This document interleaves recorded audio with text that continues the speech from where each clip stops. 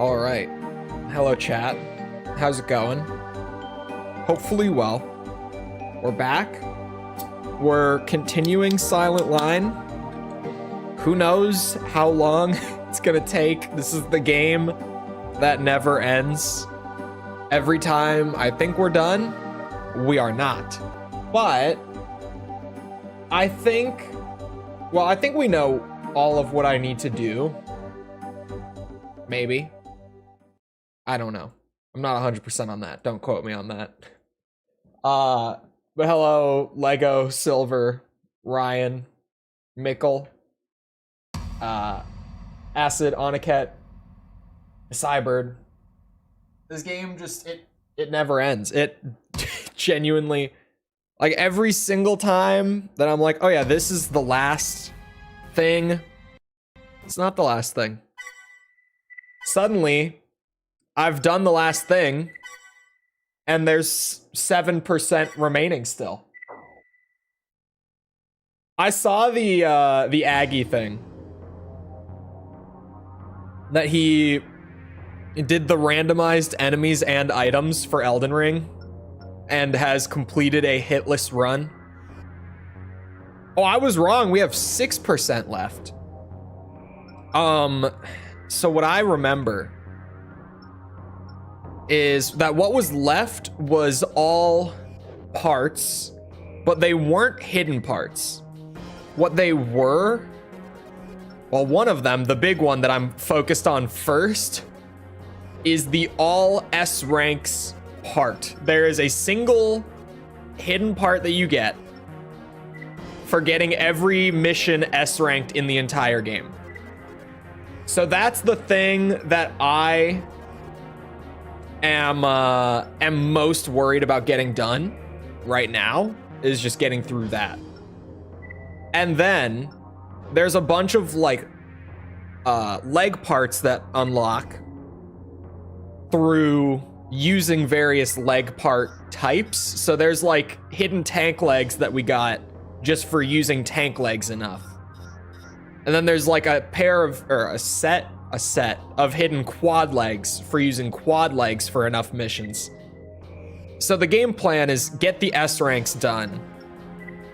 And then that's the hard part out of the way. And we can just do like a bunch of short missions, pretty much grind through them. The actual leg parts, leg parts. Is the stream? Yep. Why has it been doing this so much recently? It just randomly has started. Hold on, everything's gonna go weird until I fix it. Give me a second.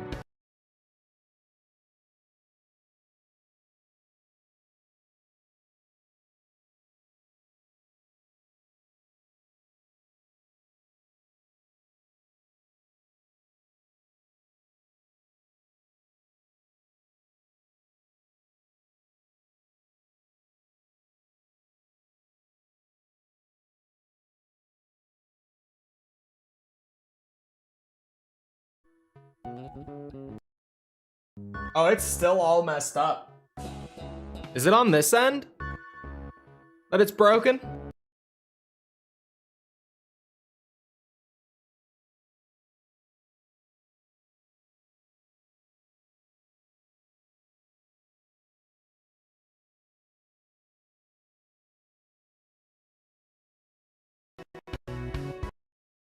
We good? No, we are not.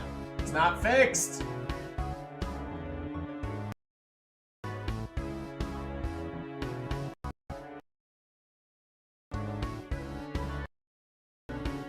It's busted. It's busted. We just keep rebooting it. One of these times it'll start to work right. Just trust the process. We've done this before.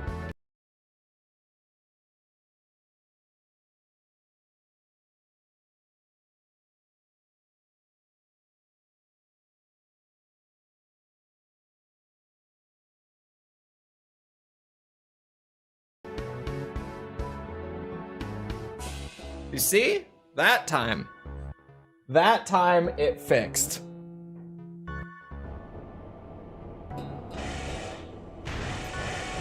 I love OBS plugins. They don't break anything. Nothing. Also, saying we had no problems during Elden Ring yesterday is being generous. We were dropping frames for the entire stream. Advance with care. It was just on and off the whole time.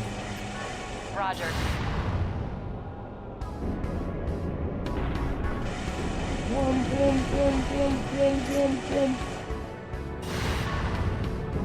Is there an OBS alternative? I mean, there are a bunch. They're all shit. OBS is as good as it gets. Like, what else would I use? XSplit? Absolutely not.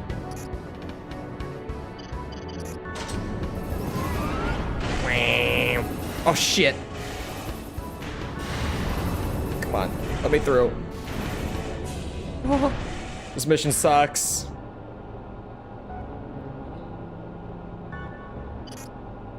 OBS seems to be issue-ridden.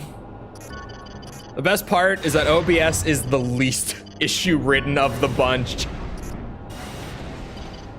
Computer software is so fun to work with. Oh, that thing works quite nicely. Streamlabs OBS? Streamlabs OBS is worse. Because they just injected all of their shit, and they've hosed it up so much more.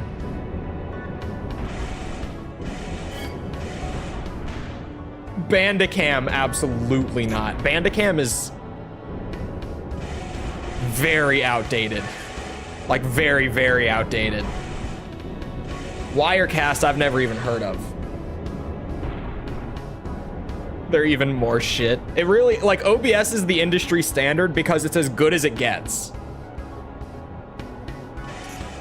Like, it genuinely doesn't get better.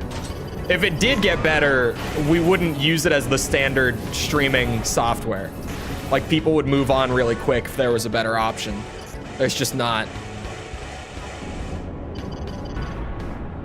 I'm not paying for it monthly. Cough, cough, Adobe. Especially when Adobe, hear me out, doesn't even make the best software. I mean, what? That's crazy, right? It's crazy, but they don't. It's true. They don't. Oh, also the percentages on AC3 Portable. Sorry, I saw the thing earlier, but I forgot to talk about it. It's not that there's a max of 114%. There actually is no max percentage on AC3 Portable. It's either that one or Silent Line. I don't remember which one. Uh-oh. We're fine. But one of them is bugged to where there's a few things that will increase your percentage every single time you do it, regardless of how many times you've done it before. So you can just get the percentage as high as you want if you just keep doing those like few things over and over again.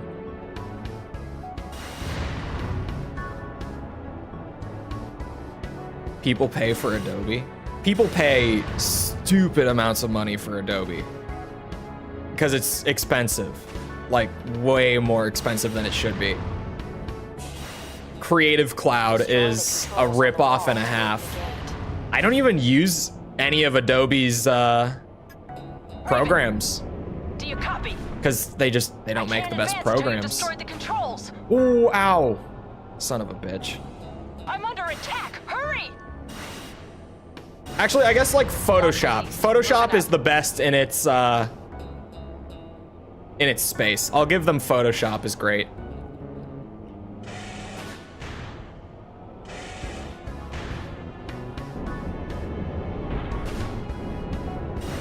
Yeah, Photoshop is actually the best. But then like Premiere, there are great alternatives to Premiere, and not even just like alternatives. There are better options like Final Cut.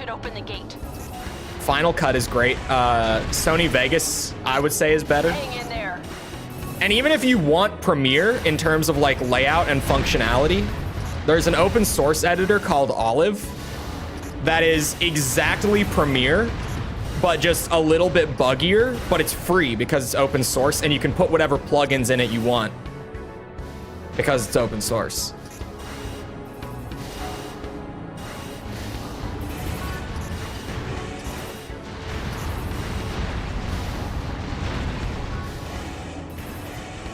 shit. Open. Move up. The one thing that Adobe does have going for it is that all of their programs are like integrated with one another. Blender's okay. An unmanned Blender is actually becoming the new standard in 3D graphics and animation. Like it's slowly, it has been for a few years now, but Blender is starting to be considered like the new industry standard over Maya. Blender is very good. My ass doesn't know how to use it. Oh my God, it's so Jover. This part sucks, the crapshoot at the very end with this AC. If you get hit with that blade, you are not getting the rank.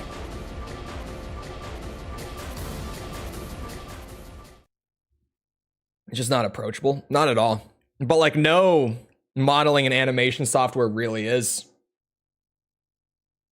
It's just one of those things that's really hard to learn. Like I have a Maya license. I do have a Maya license. A license is I've bought the software. Like I own a license to use it.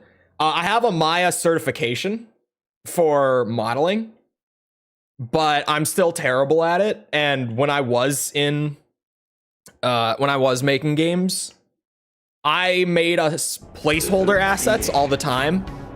I was the guy who made all of our placeholders, but then computer lies deep within. we had artists who were making the actual assets. You'll cover I would that just, fast. you know, I'd be the guy who, you know, someone would come up and be like, I need like a little crude like placeholder pistol. And I'd be like, okay, I got you. Open Maya for 5 minutes and boom, blocky pistol for the placeholder. Because 3D modeling software is a pain in the ass. And I was like the only one of the developers outside of the artists who had like a basic literacy in it. So I ended up being the placeholder guy.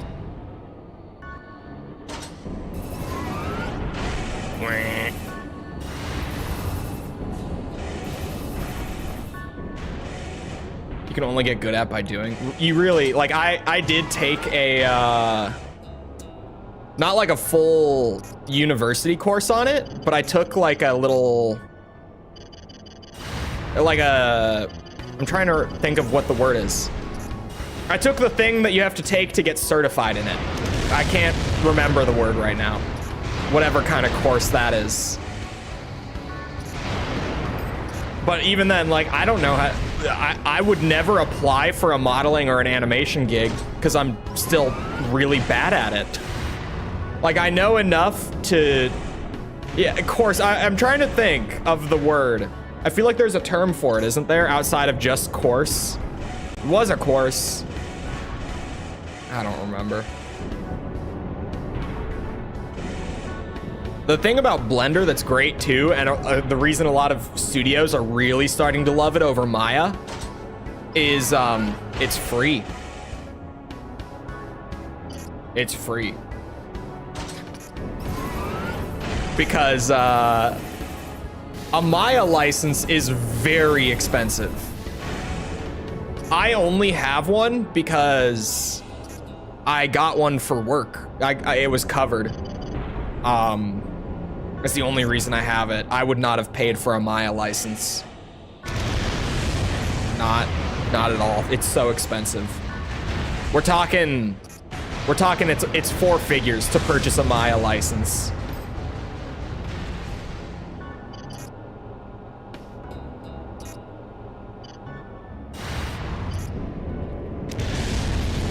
I get Maya free through work as well. It's so expensive, man. Move fast, Raven. It's nice to have it for free, but it's insanely priced. What went wrong? It's been happening more and more. The link between my laptop and my desktop keep just like freaking out and getting super laggy and delayed for no reason. And all I have to do is like reboot one end and it'll fix it. But that time I rebooted both ends like 3 times before it finally fixed. Raven, do you copy? I can't advance until you've destroyed the controls. It's still I'm under delayed. attack. Hurry! Yeah, it looks great. camera's delayed? How did that even... that makes no sense. I'm trying to think. Could that even happen? Where only the camera? I mean, it could. Camera looks fine to me. I trust it. If Jess says it, it's probably true, and I don't have to fix it. So we're going with it. Oh man, look at this AP. Look at this AP we've got going into the last couple rooms. Look at this AP. Raven, I'll destroy the controls here. This could be a run. We might have a run on our hands here. Hang in there. It really comes down to that last room. This mission is awful. This is absolutely going to be one of the worst S ranks in all of Silent Line. If not just... Oh, no, there's one that I think will be worse. But this is maybe like the second worst. Now it's skipping. You're lying to me. I'm getting one guide, and I'm not believing it.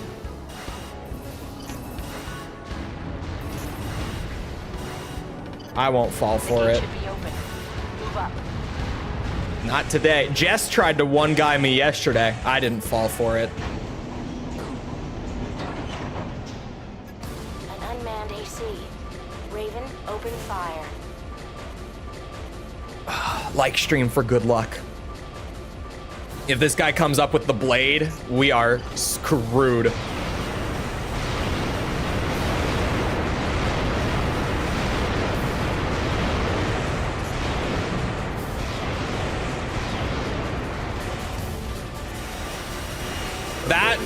That has to be enough AP, man. That's the best I've ever gotten on this mission. That's gotta be it.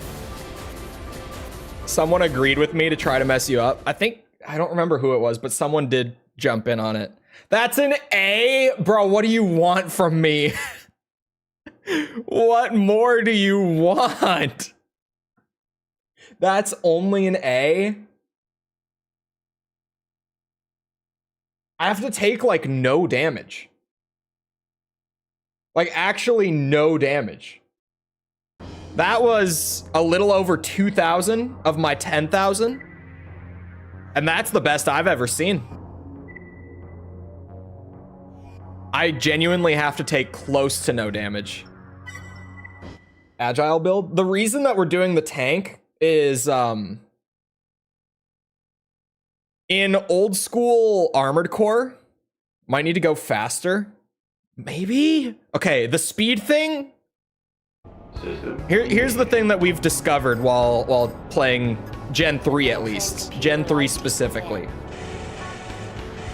It seems like the only thing that is factoring in for S ranks is the cost that you spend on the run, in my experience. And a lot of people say a lot of different things factor in. But I started using this build that's just like mega defense. Like highest defense parts, high AP, the little shoulder pad armor pieces for more defense, the arm shield that I have up the entire time. Like this thing is just made for mega defense. That is the only reason this build exists. And it works great. And consistently for every mission, it really has just been, like so far with how many we've done the S rank on, as long as I take barely any damage, regardless of how long it takes with me like slowly rolling through on the tank legs, it's an S rank. Oof. It's been incredibly consistent. Maybe there's like a bonus system where we could get a little more if we went faster. I don't know. My worry with an agile build, especially on a mission like this with so many enemies, is that even if we go faster, we're gonna get hit by the inevitable shots that we will, right? Like there's just so much coming at me during this mission. And the build is gonna be so light on like defense and AP that it's gonna cost a ton and it's gonna tank the rank.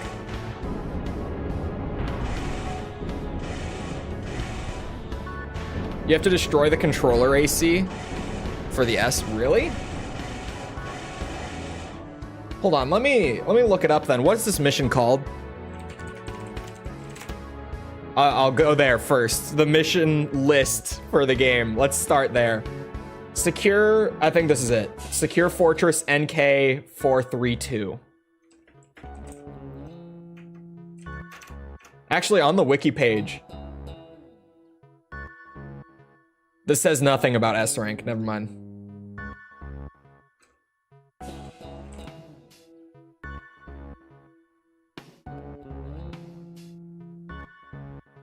Hold on. I'm pulling it up. I'm reading the description of this video first because he wrote a lot here.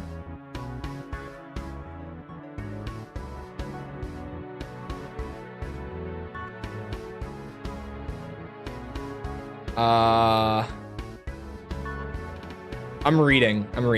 Hold on. Pause.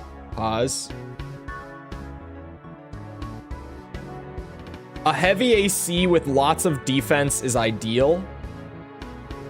Although he used a low defense mid-weight in his build, but he says a heavy AC with a lot of defense is ideal. He says high damage guns like Karasawa. He says Moonlight would be good for like the big ones that kind of sit in place.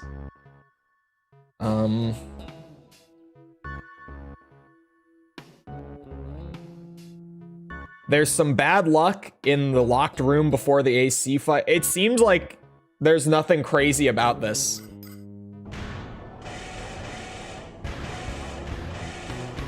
Is there a time limit for getting S rank? If there is, he says nothing about it, so I'm going with this. He said it's ideal to use a heavyweight. He was like, I used a midweight here, but I would recommend a heavyweight. Moonlight Tank Poke is the strongest attack in the game. The real crapshoot, and I've experimented with it both ways. It's the AC at the end, right? Is where it's all like, am I going to take damage or not? And if I take damage, it's normally a lot.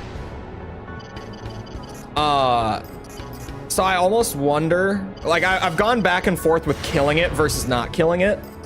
If I could kill it on like a good luck run where things are going really well and he doesn't deal a lot of damage to me, maybe it would be more worthwhile to try to kill him at the end. I'm just not sure if I should or shouldn't. I've definitely gotten more consistency out of not killing him. Like I've consistently stayed higher in AP by not killing him. But it's like on a theoretical, like perfect run, if I could kill him while taking very little damage and then just be completely safe while I destroy the target at the end, maybe that's ideal. I don't know. Because like on the flip side, you know, perfect run would also just be like I take no damage and I don't have to kill him because I destroy the target without taking any shots. So imagining the perfect, absolutely ideal run is not super conducive to a good run, but you know, if we're just... What? Oh, that sucks. I got laser beamed through the pole, I think. I'm not 100% if that's what happened, but it looked like that's what happened. We finished the last run with like 7,700. Am I gonna splash the cash at the Tekken shop? Raven, no. I'll destroy the controls here. I saw the thing about the Tekken shop. And all of a sudden I've lost a lot of goodwill.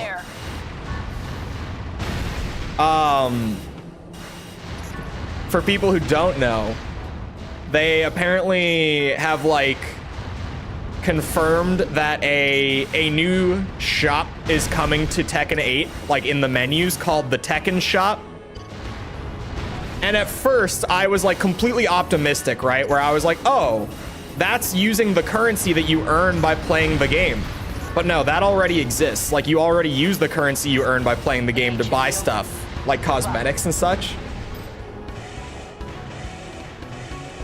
So I'm pretty sure it's a microtransaction shop. It's gonna be like a bunch of new customization stuff that you can pay actual money to purchase.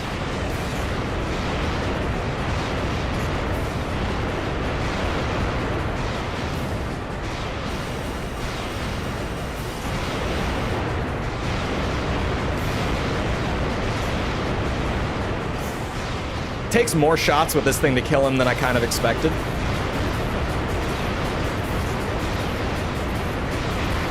I don't think it's worth it. I'm here. God damn it, Bamco. Oh, hold on. Speaking of Bamco, you guys want to know the way more interesting thing about Bamco in recent news? I am now 100% in the camp of the Elden Ring DLC is not dropping next week, and I have a fantastic reason why. Because we just found out through the Japanese court system, this is yesterday, by the way, we found out that Bandai Namco, come, I think it's like April 24th, will no longer be the copyright holder for FromSoftware products. FromSoftware and Bamco are splitting. They've already filed it, they've gone through the whole process, and by April, Bamco will no longer hold any of the copyright. So, I don't think that they actually have spent this long making the DLC. I think that, no bullshit, they have been in the process of separating from Bandai Namco, and since it's so close, they're just waiting until they don't have to share like 30% of the profits with them. They're just gonna hold on to the DLC and wait to put it out until afterwards. Really? Yeah, because they got that big investment from Tencent a couple years ago. And at the time, we didn't really know what that was about. But now we know that there are two things happening.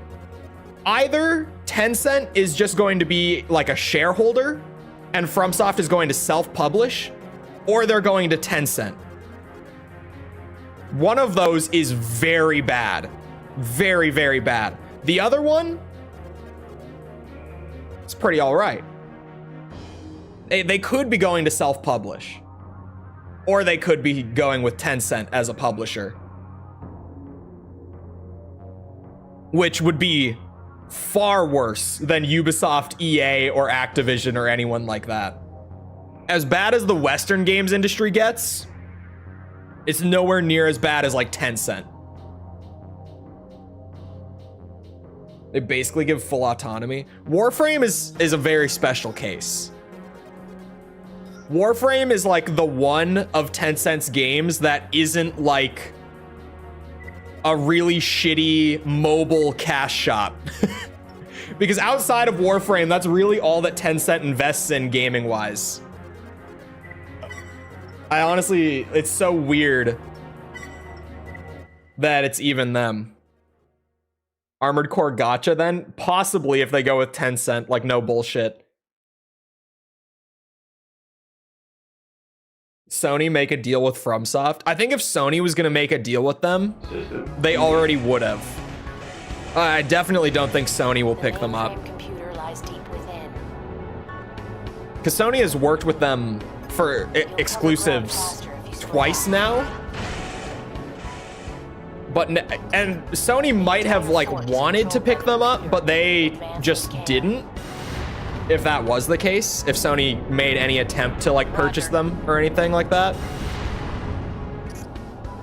For the time being, I'm gonna stay optimistic, and I'm thinking that they're moving towards self-publishing, but I'm going to vocally put the possibility out there for everyone that they did get a massive investment from Tencent back in like 2022 that we all thought was really random and weird. Now it kind of makes a lot of sense considering that they're separating from Bamco, because that's not the sort of thing that just happens all of a sudden. Like that sort of change takes a good couple years to actually like make happen legally and such. I mean, look at Microsoft only acquired Activision Blizzard like 2 weeks ago, formally.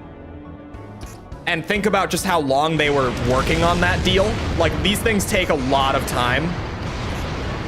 So genuinely, like, I think that FromSoft for the last couple years has been planning to move away from Bamco for one reason or another. And that's genuinely why the DLC has been held off for Elden Ring. If it comes out next week, then fuck me, I was wrong. But I'm now way more strongly in the camp of it's not happening next week.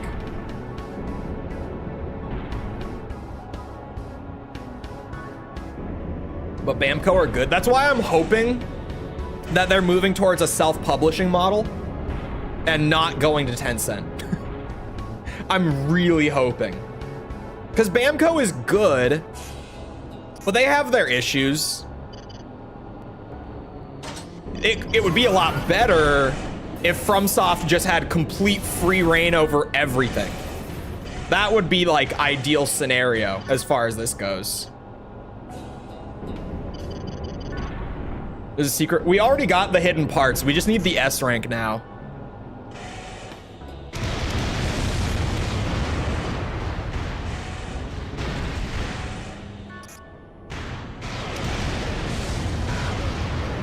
There we go. Elden Ring gacha is already so weird. Why damage the brand? Elden Ring gacha is somehow a real thing that is happening, and I continue to forget that that's a real thing that is happening. Oops. So far, pretty solid run. Not so shabby.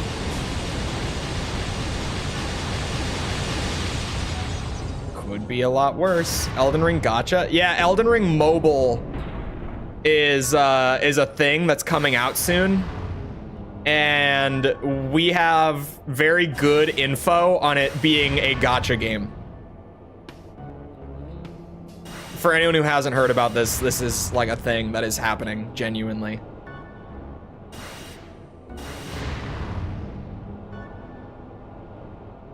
When I say very good info with leaks and stuff, by the way, I just mean like it's from leakers who don't talk out of their ass and who consistently leak things that come out to be true. Whenever I say that it's like a good or like a high quality leak, that's what I mean. And these are from great, very consistent leakers. It's just there's an Elden Ring gacha game coming soon. There's DMC gacha, so why not Elden Ring gacha? Exactly. DMC gacha is so crazy still. Raven, I'll destroy the especially considering that the game was like really good before the gacha overhaul. Hang in there. Like before the gacha overhaul, it was a much more faithful adaptation of just Devil May Cry on mobile phones. And everyone who got to like do the early playtest was like, yeah, this is great. Like, this is really good stuff. But then they did the whole overhaul to make it a gacha, and it was like, oh yeah, if you want Dante's other weapons, you have to pull them from the gacha system. And like, if you want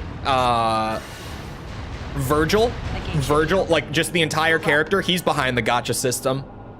You can't play Virgil without pulling for him. It's just like, who wrote off on this? Who made this a thing?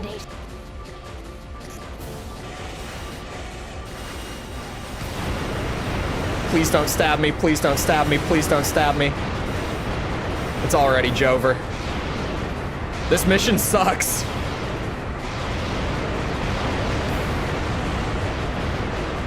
Maybe we should do a heavyweight biped?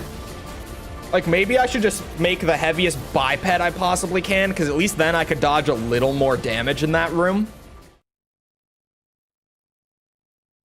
Because, yeah, I'm just going to consistently get the A rank on this.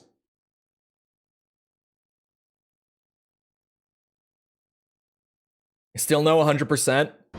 No. This game doesn't end. Silent Line goes on forever. Like, we could just take this build as it is. And then, like, what are the heaviest biped legs that I have? just the chonkiest, thickest legs that we have. It's gonna take a while. There's a lot of parts in this game. Hold on. Energy defense is huge on this mission too. Oh wait, we're in reverse joints now. Okay.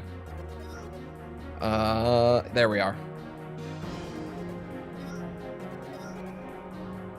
6:30. God damn.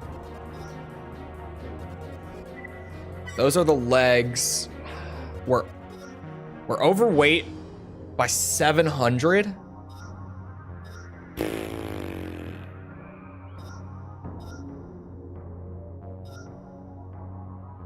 We're still overweight if I take the smaller one.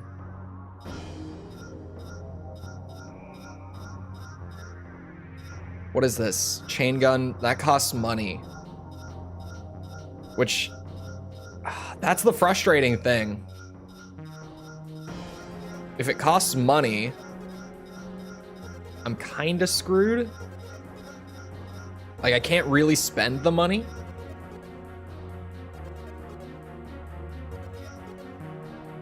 Damn, I was kinda hoping that I could take, like, the big one. Have you unlocked the special 10? I don't think I have the 10 mission heavy legs. I don't think so. I definitely have barely used heavy legs.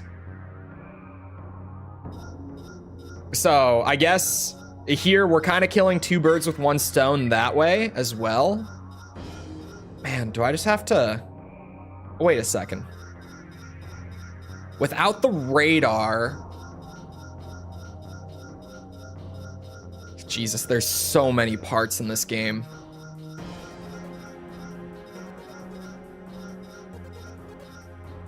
Lord. We could take the lightweight one.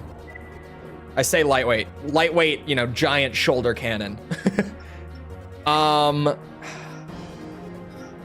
if I want to make good use of it, we're gonna have to take OPI, which might be fine.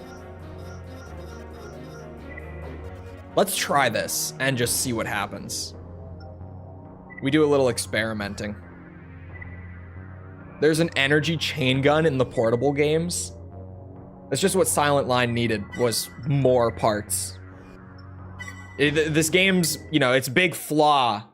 We all know it. It's the lack of parts, you guys. Come on. There's just not enough.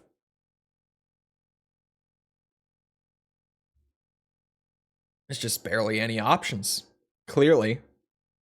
It only took me that much time to swap like 2 parts. You'll cover ground faster if you split up. We have an issue. It's a booster issue. We have the basic boosters because I forgot that having tank legs removed them. I was like, damn, this bitch is slow. What's going on? That's why. Yet another chain gun. Yeah, of all things, too. Valid criticism if you're talking 6. Oh, I could talk about 6-part variety. I have the hot take in the room.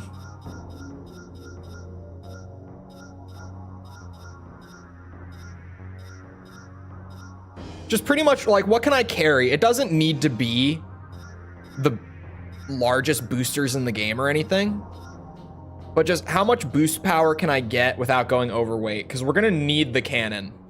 We're gonna need the cannon. So we'll take the max boost power that we can get without going overweight, and we'll make it work. We don't need to be super mobile. The entire point of shifting this was just to take a little less damage in the last couple rooms.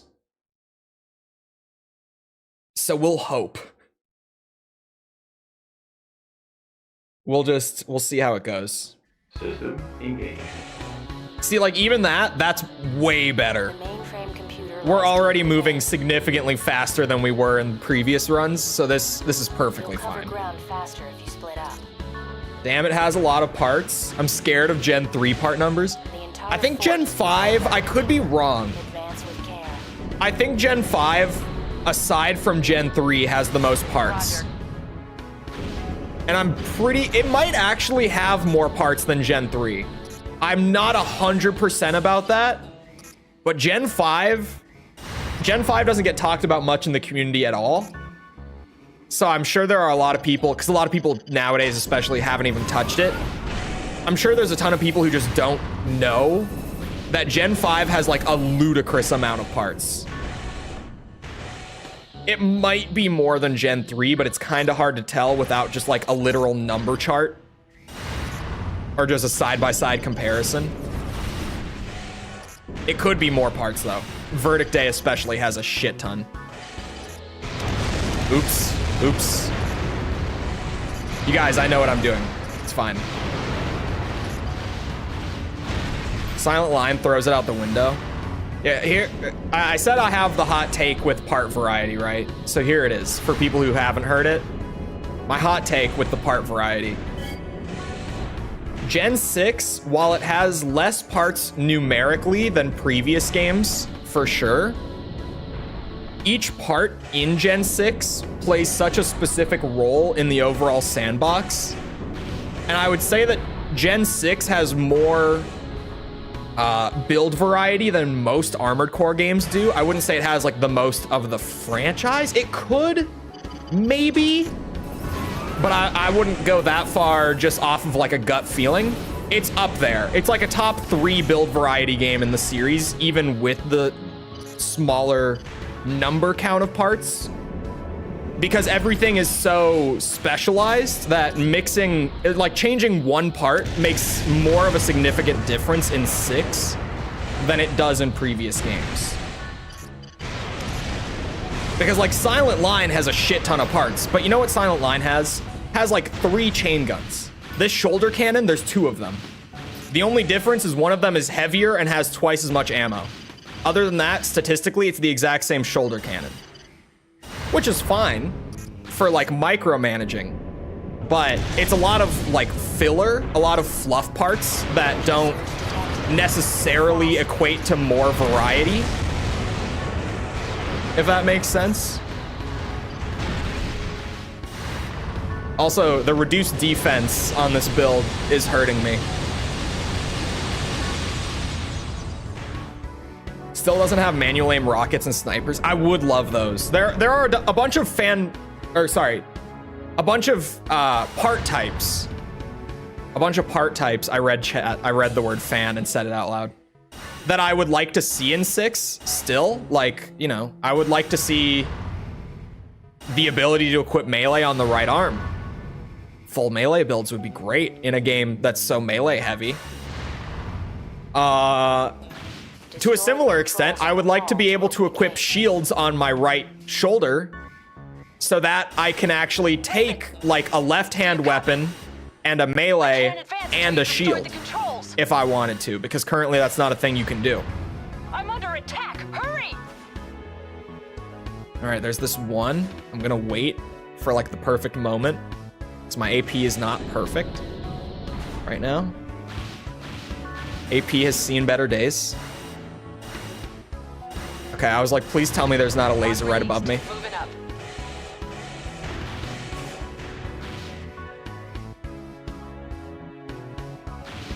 Patience. Sometimes Raven, you just gotta I'll give it a destroy the second. controls here. That should open the gate. OPI for this room specifically also thankfully makes up for the lack of radar.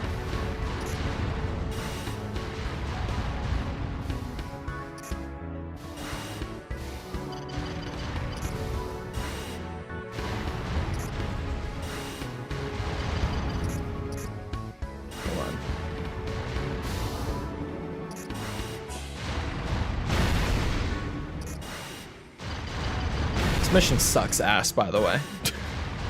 Hate this mission. I hate it. The gate Okay. should be open. Move up.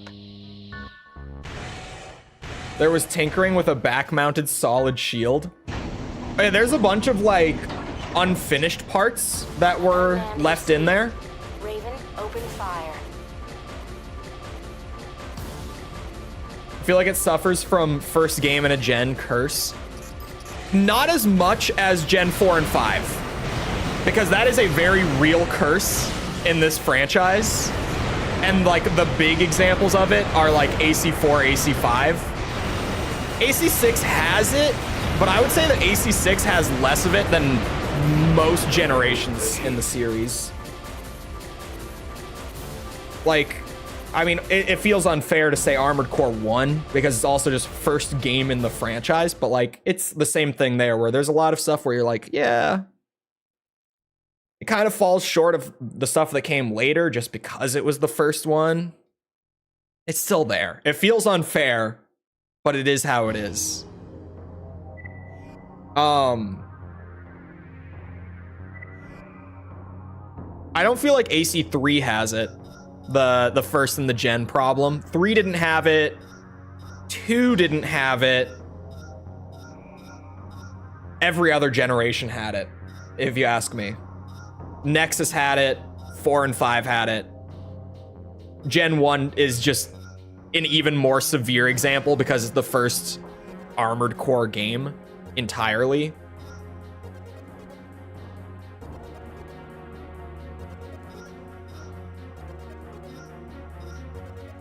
Hold on a second. You have crazy... What if I just went pure energy defense? Because how many enemies in this are using shell weapons? It's not a lot. What if we repurposed a little bit? That's got more energy defense. Hold on. We're doing some slight repurposing. How much do I have right now? Shit. 506. 518. We're min-maxing the shit out of the energy defense. Hold on. We're doing it live. 610. The cores are gonna be... this might be the best energy defense core already. So far, it seems that way. Yeah, 610 is as good as it gets. 208. 252. Hello. 252. That's got to be the highest. Yeah, that's the highest. Okay. Here's what else we do. Oh, now we're overweight. This thing has a little less weight capacity. Got to keep that in mind. Can I fit a radar on here? Hold on. It seems small, but for that last room with the drones coming out of the walls, it just makes it so that I take less damage. And then give me back normal optional parts. The MTs use grenades. Yeah, the big rolly ones, those guys use grenades. But aside from them, everything in this mission is energy, right? So I'm kind of more worried about the energy. Like the AC at the end, that's the real problem. Is pure energy damage.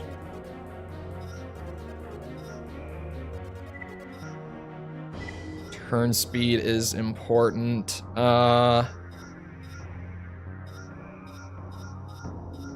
We don't really need to buff the energy weapons at all. What could I do with 2 more slots? We could do reduced impact. What's a 1 slot? Are there any more 1 slots I don't have? Fire rate with energy weapons. Why not? We'll take it.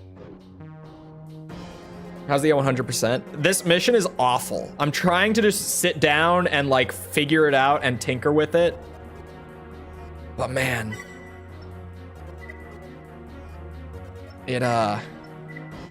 this mission sucks. This mission's brutal.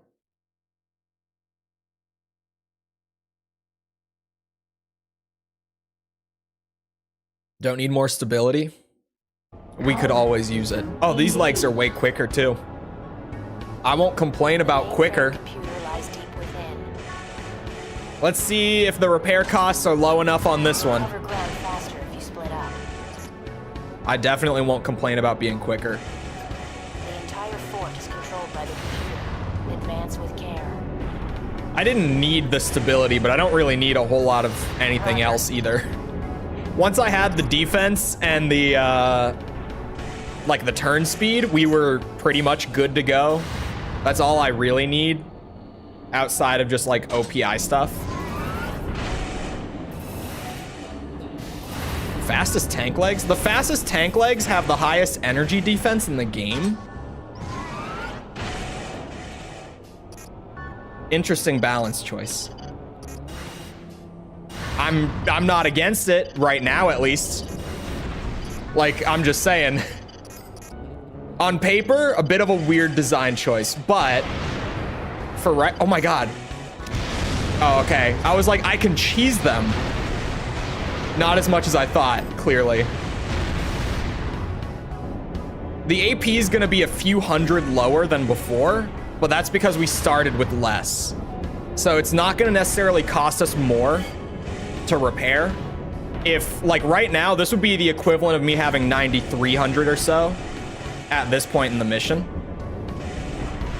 with the original tank build we were running, which if that were the case, we would be on a pretty good start.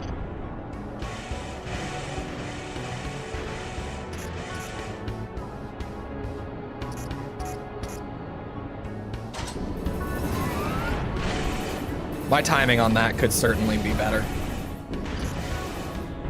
Yeah, like here we'd be at like 91.46, which would be damn good so far. And we're not even at the part where like the energy defense is really gonna be like night and day difference. Earlier in the mission is where like all of the shell MTs are, and like the ceiling turrets are shell damage too, I think. But the ceiling turrets, there's like 2 of them. Sorry, 3 of them in 2 rooms. Energy surge detected. Fast. That hurt. This is good. This is a good start.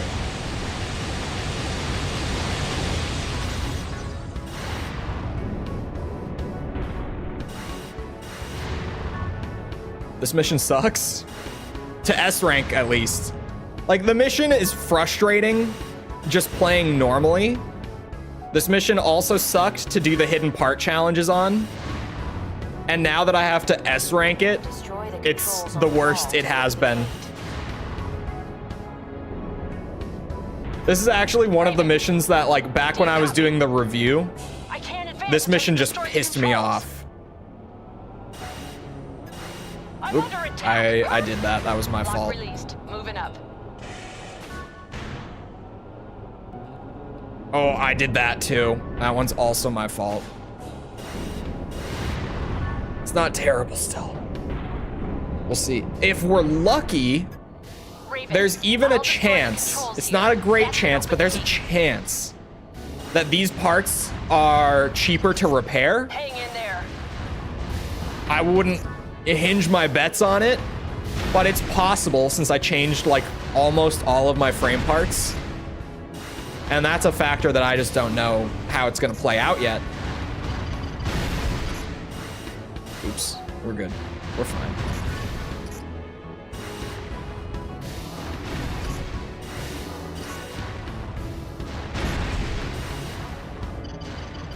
Oh, one more. The gate should be open. Move up. All right, and here we just pray.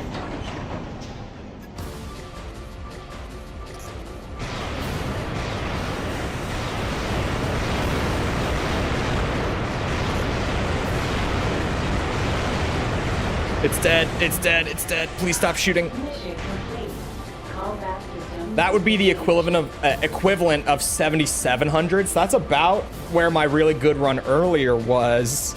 Could we get super lucky? Silent line. You guys, the parts are cheaper to repair. It happened. We got lucky. We got so lucky on that. Incredible. Cheers to that one. It's done. Fuck that mission. Awful. You had to get under 10K. I'm telling you, the ranking system is only the cost. Like, especially after getting that S rank, just seeing it because it was under 10K repair cost, or cost at all, I guess. Because obviously ammo could be a factor, but that's why we went with energy.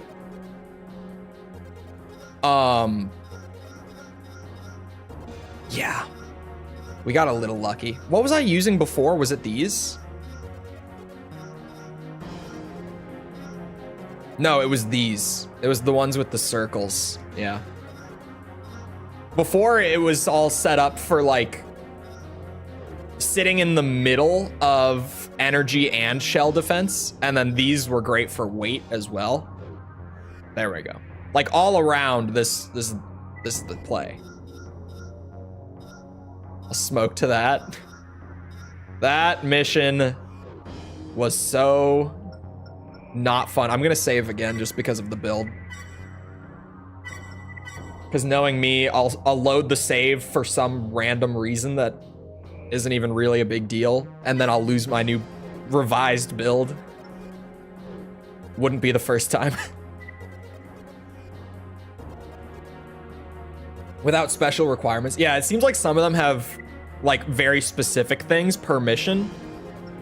But generally speaking, it seems to just be how much you spend on expenses in the mission.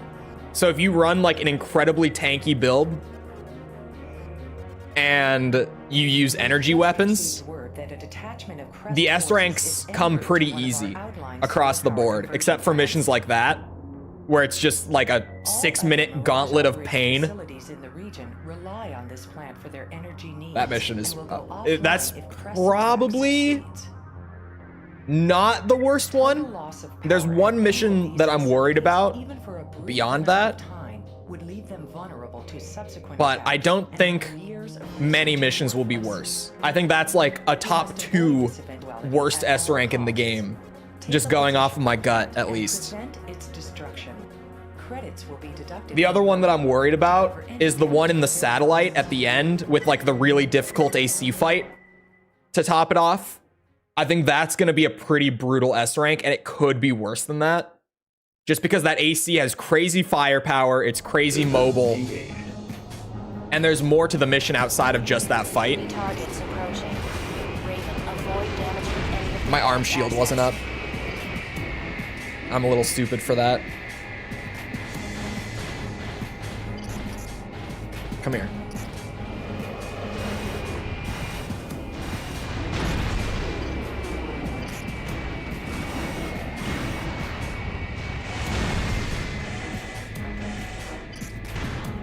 Oh, come back. No, without the missiles. Hey, missile defense is great. We take that. This boy is pretty heavy. You know, a lot of the time he's fine, but then you get into those edge cases. Uh-oh. I think that cost me money. We can probably afford it.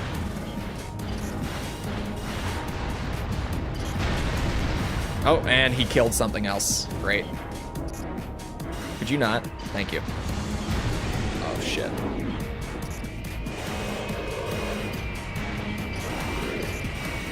I was hoping I could clip it.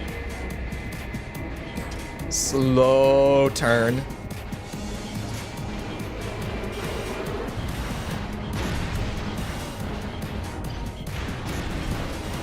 Oh, shit. What's wrong with you, man? You're costing me a lot of money here. I think. Yeah, definitely, because I have to defend the place. He's 100% costing me a lot of money.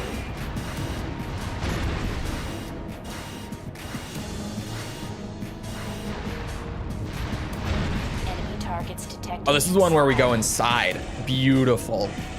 Because there's the other one where an AC gets dropped off here, and that's going to be a pain. For sure. Still at 94. Yeah, the percentage isn't really going to go up outside of us, like, getting new parts. So for the S ranks, the percentage is going to stay at 94, I'm pretty sure. Until it's, like, completely done. and then we'll go up to like 95. But after the S rank part, which I'm just focusing on because it's way harder to get, it's way more of a pain in the ass, and I would just like to have it done. After that, it's really just gonna be the like various leg type parts. So, you know, the part that you get for like using heavyweight legs, like heavy bipeds on 10 different missions. And for that, especially saving it for last, we can just play a bunch of like really short missions with whatever leg type we need to and just grind it out real quick. It'll be nice and casual after all this shit. I would way rather get this out of the way, or at least the majority of it. Like maybe I could do 1 or 2 of those parts along the way and just take a break from the S ranks, but at least get the majority of the S ranks done. Because we have put so much playtime into Silent Line for these streams already. I was warned that this was a terrible 100%. I didn't know it was this bad. I was like, you guys, I've done some 100% in my day. Come on now. Come on, it can't be that bad. And to be fair, I've definitely done worse 100%s still, in terms of just like time, tedium, whatever. But as far as Armored Core goes, up to this point, Silent Line is easily the worst of them to 100%.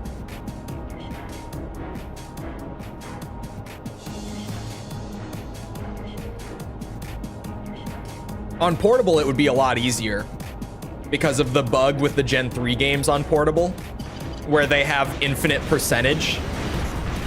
And so you don't really know if you got everything or not, even when it says 100. But, you know, it says 100, so, like, you must be done. Right? Wait until you get to Ninebreaker. Ninebreaker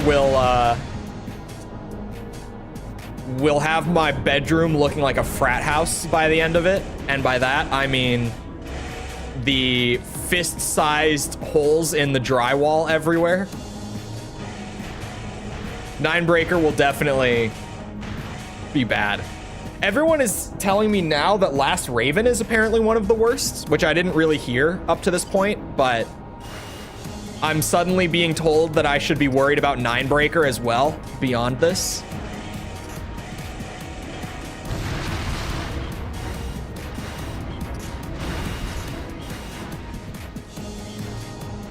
Or did I say Ninebreaker? Last Raven.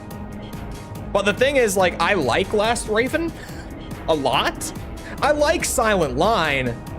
Last Raven for me is like a top 5 Armored Core game.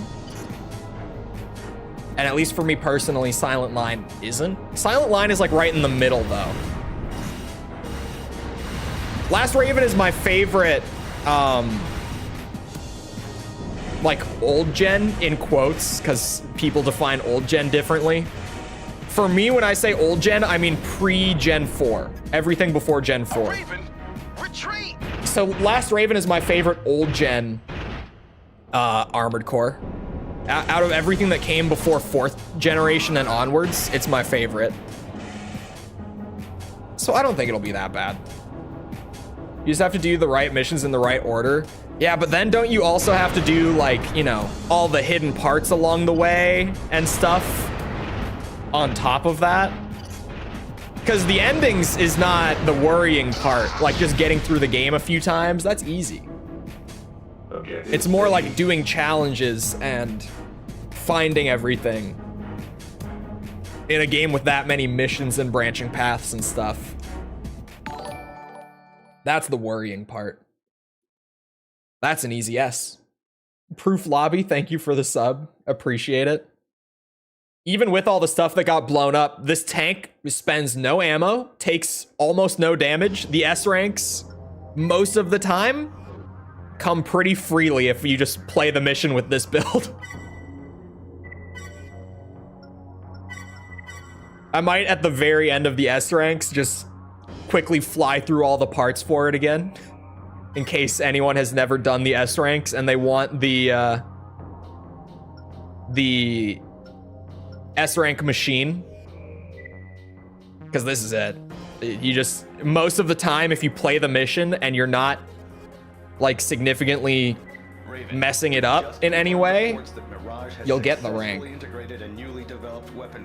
Has the level of do this special thing and get part that Silent Line does. Even if it has like one emission, because Silent Line has like 3 emission, right? But even if Last Raven has like 1 emission, I think it will get kind of nasty. This setup makes it extremely difficult for us to stay abreast of new developments and keep them in check. All previous attempts to destroy the transport failed. Oh wait, it's the transport? Now that modifications have been Sorry, made, I was reading chat, not listening. more difficult. Ah. Our ability to remain competitive hinges on your performance during this mission. The tank can't do this one. You know, this might be the mission that the tank can't do. Call me crazy.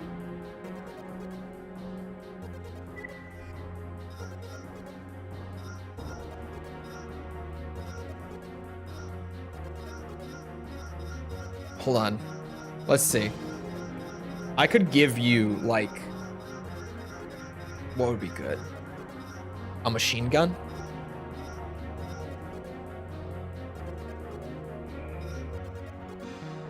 Like the 500 rounder and Moonlight. And you don't have OPI? Which is interesting. I thought he would have had OPI. You don't need the turn speed. Where's the one? Because, like, actually... Where's the increased blade damage? I know it's on here somewhere. Yeah, laser blade attacks. Oh, it's 6? Jeez. Oh, I have energy weapon parts? Oh. Okay. You know what? He can have his turn speed back because of that. We can give him energy defense too. And reduce shock. Okay. How do you get OPI? Either by carrying over a save file from Armored Core 3 and just beating the game in Armored Core 3 gives it to you. Or in this game, I think someone said that it gives it to you at like 99% completion. Is that right? Does anyone in chat know if that's correct? I think that's right. Ooh, no consort because money. Right? If the payout at the end is higher, the rank is higher. That's genuinely how this works. I almost forgot the no consort rule. Destroy it before it reaches sector K11. Yeah, carrying over from AC3 is how I got my OPI here. But I think that people said you can get it in Silent Line just by getting to like 99%. It apparently gives it to you. But at that point, like, you're kind of done, right? So I feel like that's a kind of shit. The only way to really play around with it at all in Silent Line is to carry it over. Target destroyed. Nice work.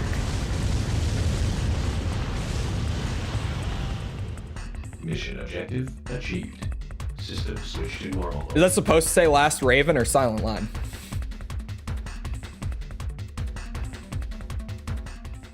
If it's in Last Raven, this would be news to me. Well, that's an S rank. Pack it up, boys. I didn't even use the Moonlight at all. After rearranging everything to take it, all I needed was the 500 rounder. That's all she wrote.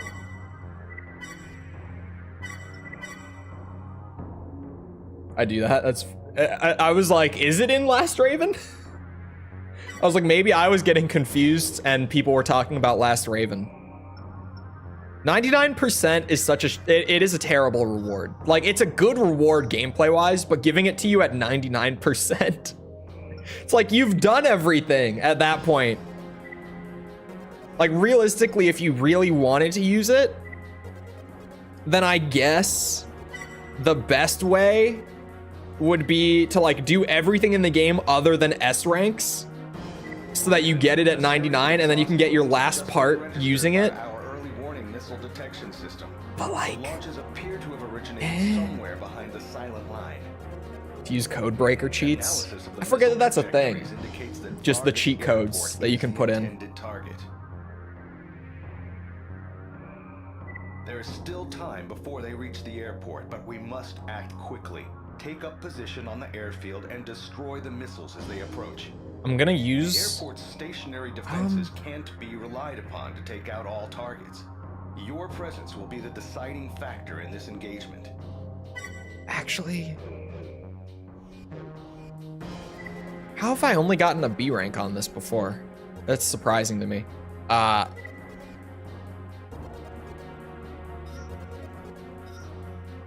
Oh, I have a sniper on him already? Beautiful. My mid-weight is set up for it already. We're good. Can you not carry it over from Silent Line to Nexus? No, you can't carry from Silent Line to Nexus. Nexus is a new gen. Some people call it late Gen 3 as in it's a continuation, but it's a fresh start game. You can't load a file into it, which is part of the reason. There are numerous reasons that I view it as a whole generation of its own, but that's just like part of it is it's a fresh start game.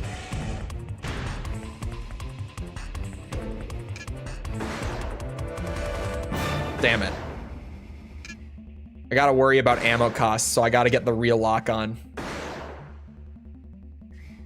I guess that I've gotten a B rank on this before, probably from a combination of damage and hiring a consort. There's some damage. Good morning.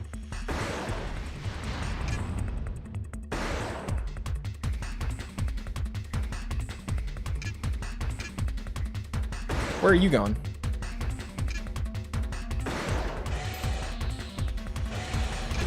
Shit. Chain gun is expensive. It's probably just not worth it. This is gonna hit me.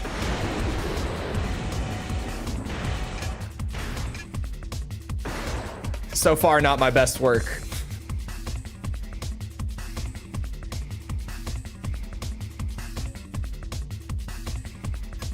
A second wave is approaching.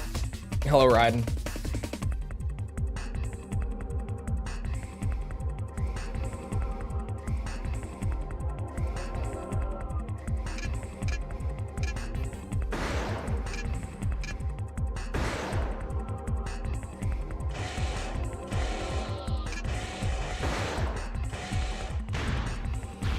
I can get the ones behind me, but I have to, like, make the turnaround right as they spawn in, and sometimes the timing just does not allow for it.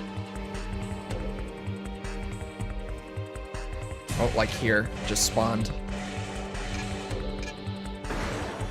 And even then, like, I have to get the double lock. I can't just shoot willy-nilly. Uh-oh. That one, yeah. Shit, get me back up. There's one behind me. It's dodge time.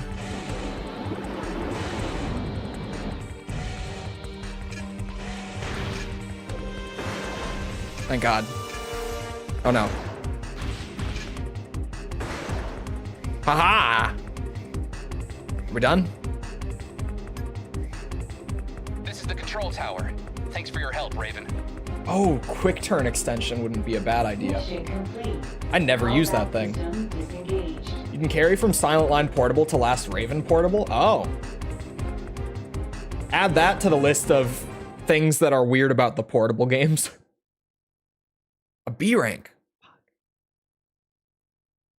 If that's enough to drop to a B, do I have to like no damage this? Like I definitely could no damage it. Hold on, let's try the quick turn thing. I think I've used it like once ever.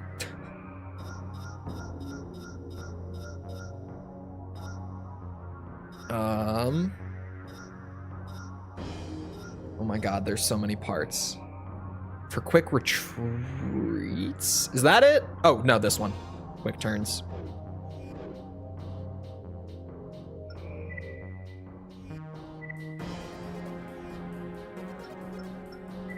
AC6 could have done with some better music. I think that here's the thing with AC6's soundtrack too.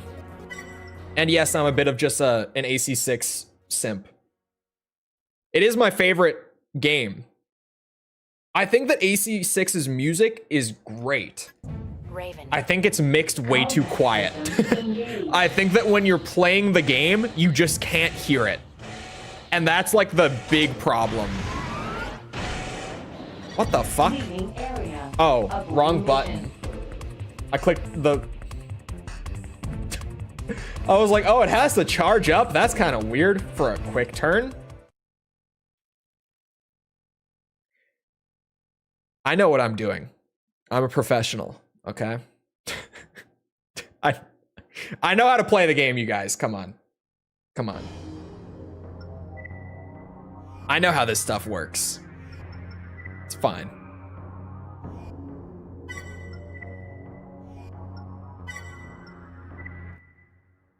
Rusted Pride is good. I can't remember the name of the song, but the Balteus theme is also amazing. The Balteus theme is probably my favorite track in the game. Rusted Pride is probably like very close second. I like both of them a lot. But like Balteus theme is great. Yeah, Contact With You, that is the name.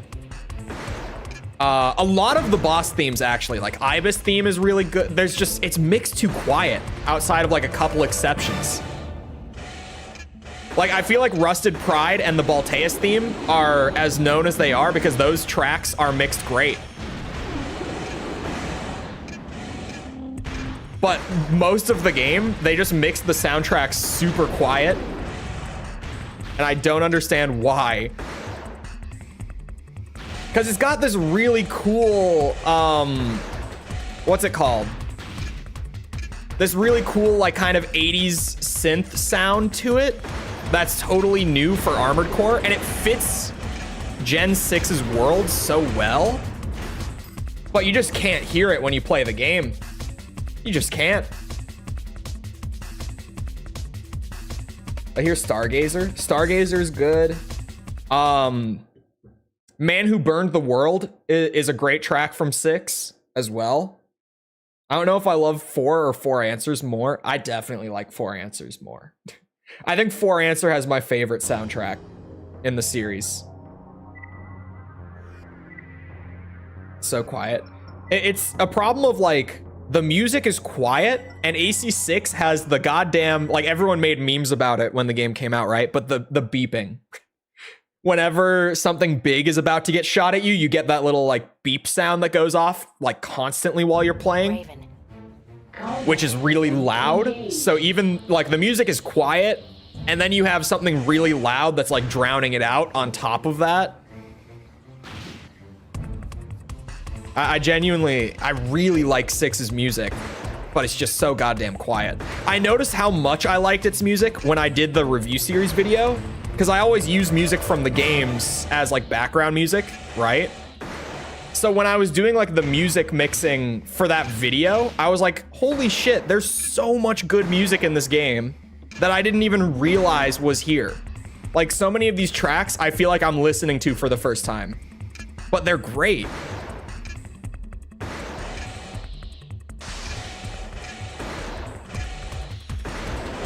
Whoa.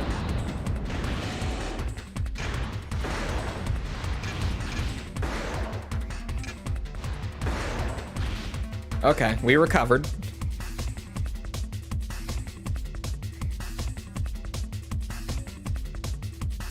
I prefer the grunge rock of 4th gen. 4th gen music is really, really good. A second wave is approaching.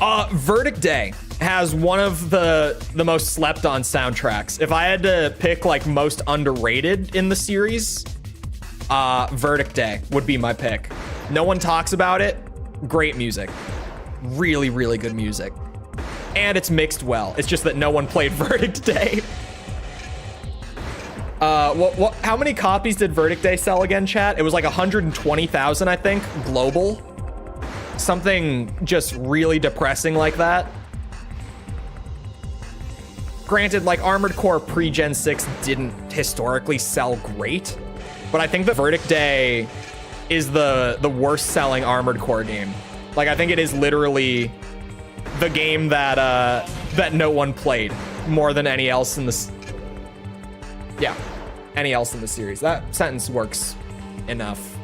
Still doesn't sound right, but I'll just settle. Any other in the series. Other is the word. Got there eventually.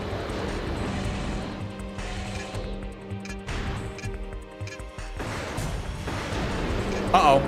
That hurt a little bit.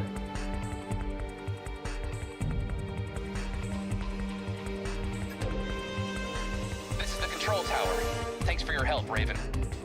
And I don't know, Mission complete. a lot of people said that Last Raven it had a bad soundtrack, like back before I even played it for the review. But I feel like Last Raven had good music. Not like some of the best, but it had good music. A, damn it. If I did like a no damage run, that would be S for sure. Remix of Stain, yep.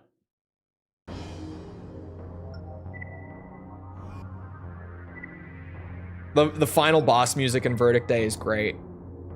Fuck that boss though. I'm still not over it. I genuinely, chat, you're never, I think even just replaying that boss, it will be a,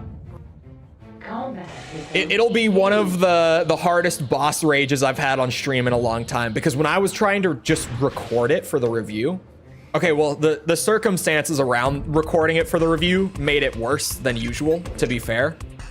I was like behind schedule on just finishing the game in the first place, in terms of just like the weekly schedule of getting the videos done. And I woke up like early in the morning. I knew that I just had like 2 missions of the story left for Verdict Day.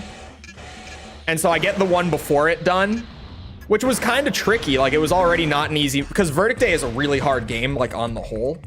Another thing that no one talks about is that Verdict Day is, having played all the games, I would say Verdict Day is the second hardest game in the series. For sure. Like, it's not just the final boss. The game is just hard. And then I sat there at like 6 a.m. trying to kill that boss for like 2 hours straight, just bashing my head against the wall because I needed to get the video done. I needed to get back on track. So I was just sitting there like raging at this boss for 2 hours straight. And people who know the boss, it can like one-shot you with the heaviest AP builds in the game. So a lot of those attempts are me like starting up the run and then just right off the bat, boom, one shot, start again. It's just, oh, that was, doing it on stream probably won't be much better because it'll be another like, yeah, I can't take a break and come back to it. I'm here, I'm locked in. That boss made me so angry. Great boss, like visually and stuff, but holy shit. There was no reason for that boss to be so hard.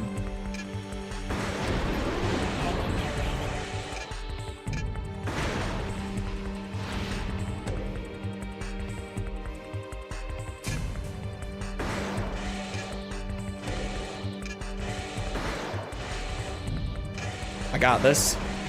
This is recoverable. It is. It's not a no damage run, but I think this is the least damage I've taken. Are we done? Yeah, we're done. Okay, I got a little paranoid. Control tower. Thanks for your Took a help, long Raven. time to confirm that we were done there. Mission complete. Combat system disengaged. But yeah, Jay from Verdict Day. Ridiculous boss.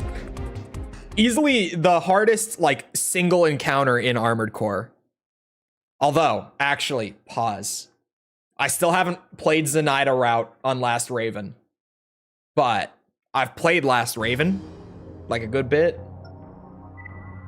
So I feel fairly confident that even if Last Raven like steps it up a couple notches, it still won't be as hard as J.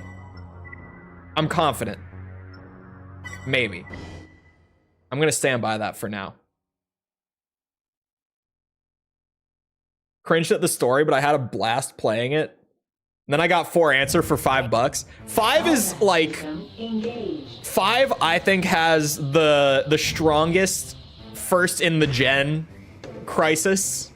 Because it's like the core gameplay of Gen 5. And I'll die on this hill. I know that I have a somewhat spicy take. It's not like an insanely uncommon one. I think that Gen 5's core gameplay is really, really good. Like the mechanics and systems and stuff are great. I think there's a couple things that I don't love. Like the elemental damage types, like the whole rock, paper, scissors thing, it's kind of dumb. But like the movement in Gen 5, so good. So good. The whole like switching to scan mode to disable your weapons and get energy back more quickly. And kind of getting into the flow of like disabling and re-enabling your weapons at the right time mid-fight. Great. Really fun. But then, like, a lot of people clearly just didn't like it. But I think a lot of people just don't like AC5 more than they dislike, like, the gameplay of it. At least people who played it. Because AC5's, like, campaign is weird. Most of the game, single-player wise, like, the game has 10 campaign missions, like, proper story missions. And then it has what, like 86 side missions, and all of those are literally just go here, fight enemies until they're all dead, and then you're done. I think a lot of people just don't like AC5 more than they just dislike the core gameplay, which is fair, because the game was rough in a lot of ways. Like, I mean, I said it, but the strongest, like, we made the gameplay, but all the other stuff like story and just overall kind of like polish and presentation, like we didn't quite have time to iron all that out as much as we wanted to. We're not done. I thought we were done. I started talking with my hands, even though you can't see it, which is something that I do often, for the record. As weird as it sounds, I do. Whenever I don't have to be playing the game, I do just talk with my hands. I do it when I record the voiceover for the videos, I talk with my hands the entire time. For the record, just random, like, weird behind the scenes thing for the review videos. Those entire voiceovers, I'm talking with my hands. There's something about it. It helps me with tone. I don't know why.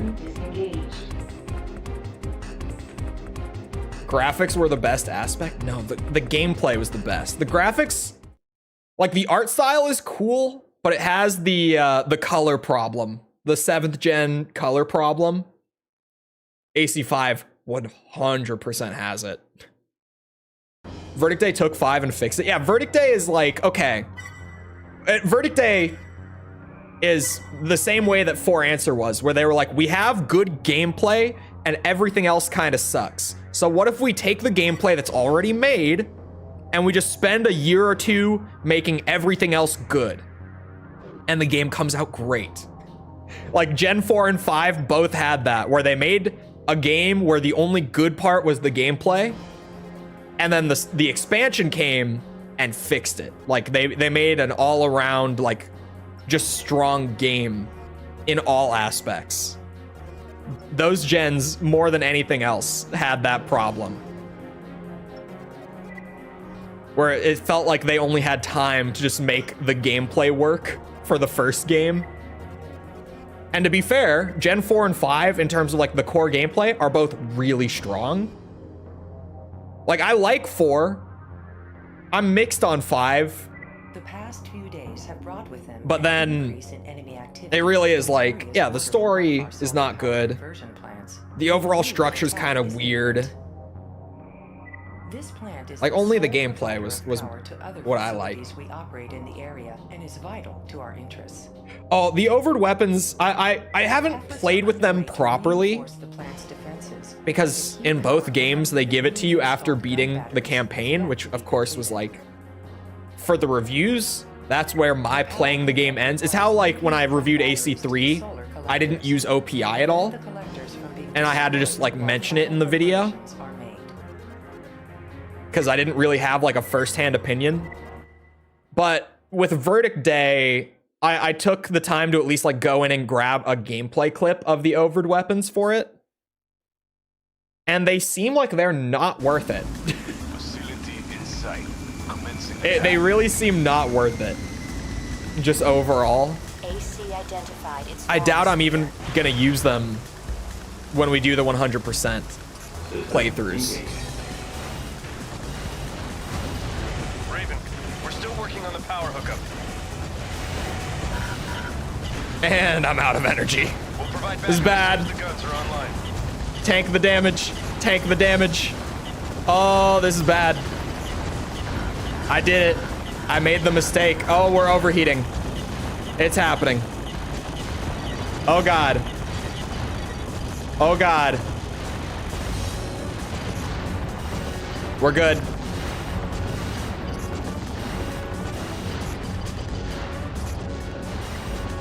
We're back in business.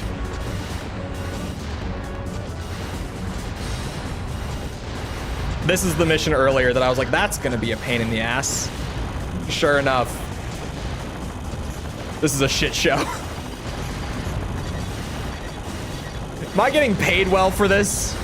I sure hope it's enough to offset the costs of repairs.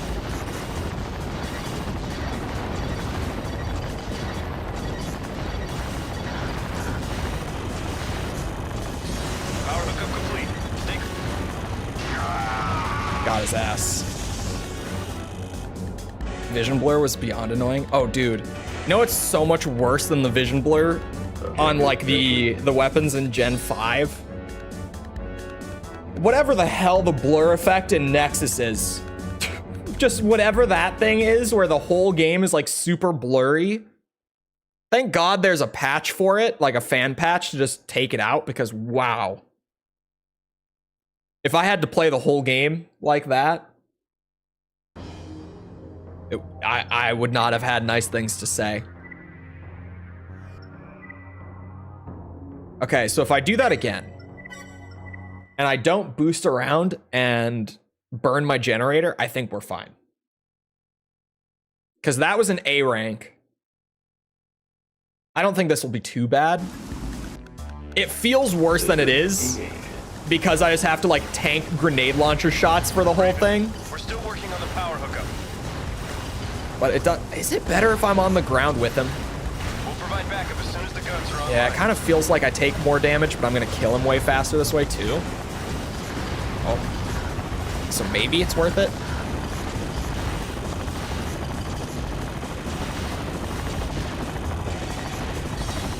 The next video, Ace Combat 6. No comment.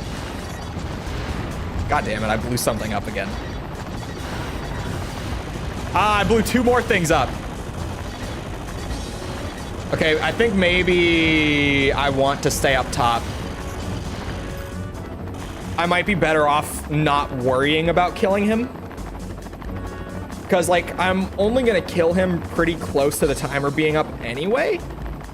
So if I could just take, like, a third of the damage for the entire duration of the mission and not blow up as many of the... What's it called? Solar panels. I think that'll do a lot better. Speaking of the next video, though, it is... Like, I'm just wrapping it up. This is for patrons and members, contributor tier and above, for the record. I'm wrapping it up. I think I'll have it up for contributors tonight. Days Combat 6 arrived, yeah. That, I can confirm. We're good on that. AC identified. It did take a bit for the seller to ship it. which I was kind of pissed about because at the time too, because it was an eBay purchase, I was like, I know that buying games on eBay in situations like this is like a necessary evil, but I don't like that I have to do it because there's very little like buyer protection on eBay, right? So I was like, if I threw down 30 bucks for this game and it's not in like perfect condition and it gets here late, I'm gonna be so pissed. But it did get here late. It was in perfect, like the game is in perfect condition. The case has no damage, the disc has no damage. So, in all fairness, it took like 3 extra days because they just didn't ship it for a while. But for 30 bucks, getting a pretty, like fairly rare game, there's only like 400,000 copies of it in circulation out there. In perfect condition, I'll take it. Because like I've seen, you know, speaking of games that are like around the same rarity when it comes to like how expensive they are to get nowadays for a physical copy, right? Armored Core 5, if I wanted to go buy that right now, is like, I think 150 bucks or something like that. Still, even though Armored Core prices are starting to come back down, I think AC5 is still like 150. Who knows how much Verdict Day is? Actually, that's a great... How much is Verdict Day if I go try to buy a copy? How much are we looking at for Verdict Day? Well, it's a great start that it seems like... Oh, S rank. Beautiful. I didn't think that was an S rank.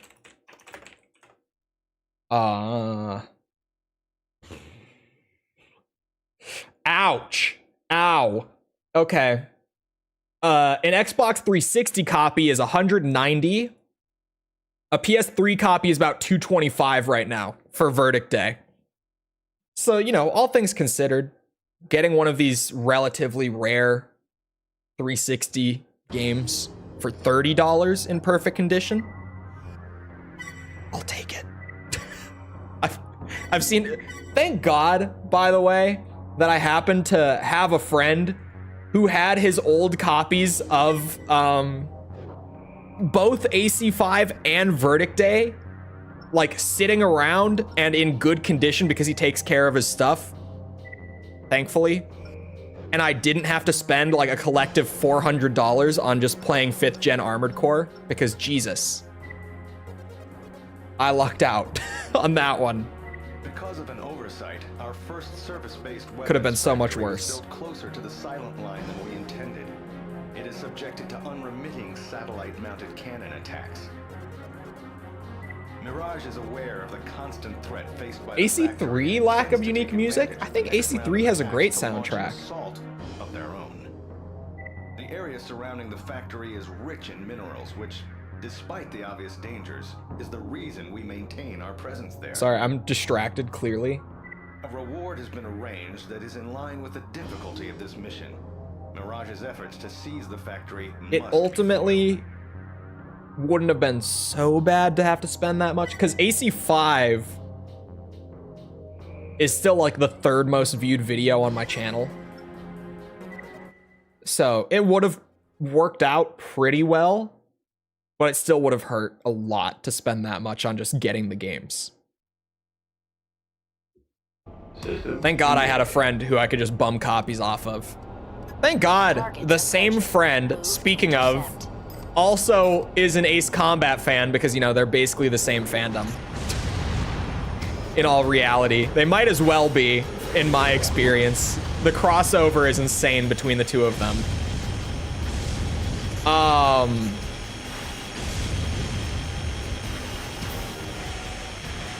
I meant Armored Core 3? Oh, I thought you meant Armored Core 3. I read it as Armored Core 3. I think Armored Core 3 has a good soundtrack. Not like peak Armored Core music, but I think it has a really good soundtrack. It has milk, so that counts for a lot. Right? It does have milk. God damn it. This AC is so slow. Cannon bursts. This is the S rank machine. Incredibly slow. But the defense, oh god. Oh wait, the satellite is a problem. Oh shit. Okay, this just got a lot worse, actually. I didn't foresee this being such a problem. Oh no. Oh god.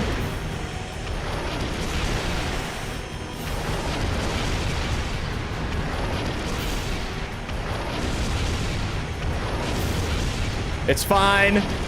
We train it around. We circle strafe the laser beam from the sky. Death beam from the sky can't beat circle strafing, apparently.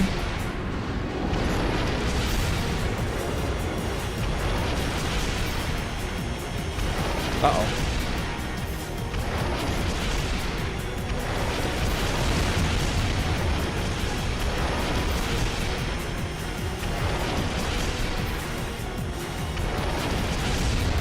I'm always failing. We're winning.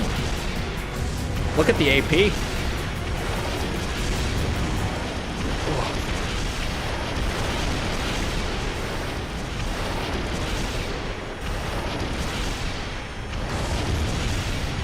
Oh god.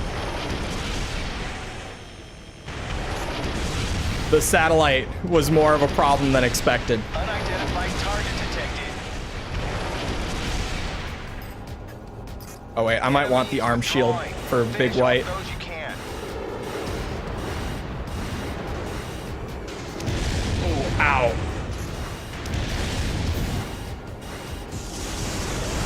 Dumbass bitch. Stupid ass plasma cannon can't hit shit. Not even this tank.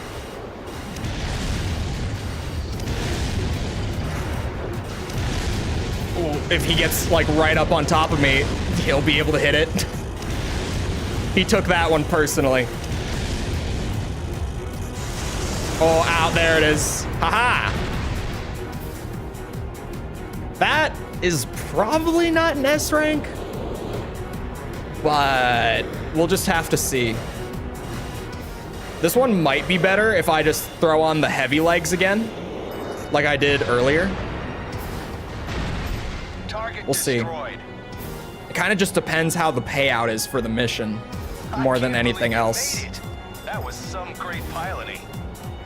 And if I did it a second time, I wouldn't take so much damage to the satellite. I kind of just wasn't ready for it that time.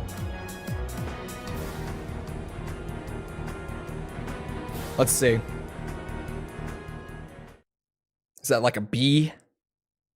That's an A? Okay. This is so very doable on a second attempt. Because Big White is basically not a problem. I got a right arm part. Whoa, hold on. What the fuck? What is this part? Where did this come from? I shouldn't have missed any arm parts?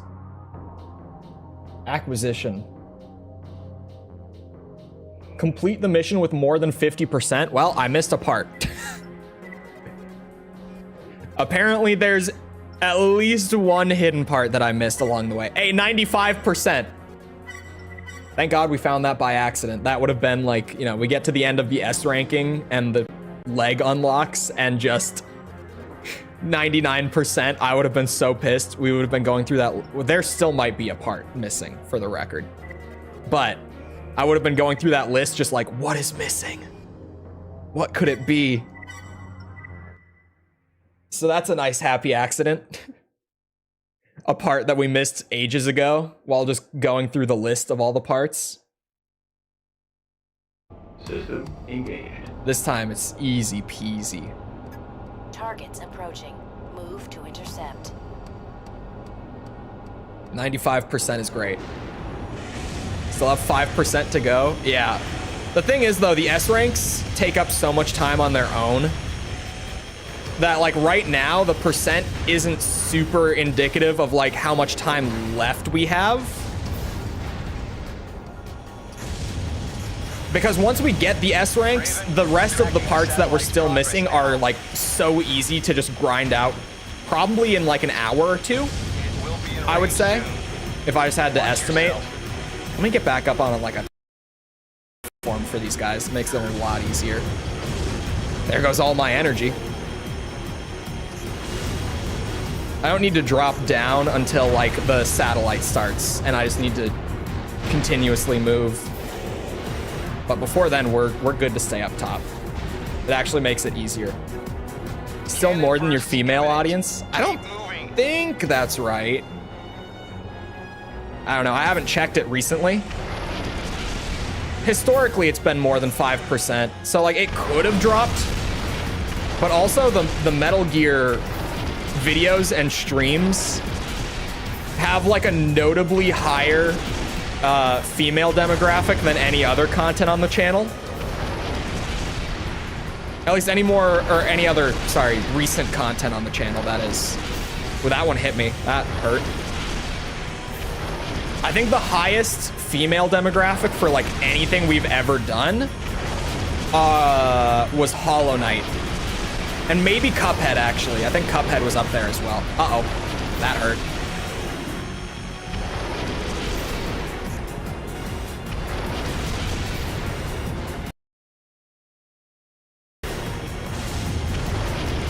Oh, fuck.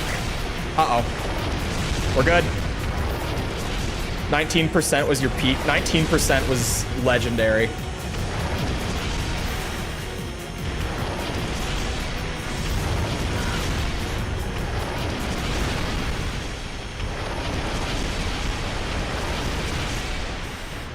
What did I end on last time? Like 6,700?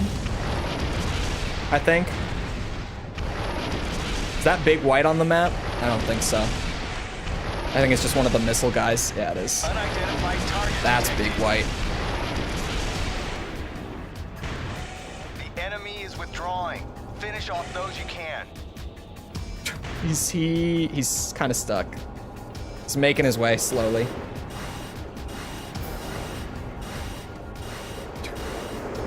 He's got the B-hops.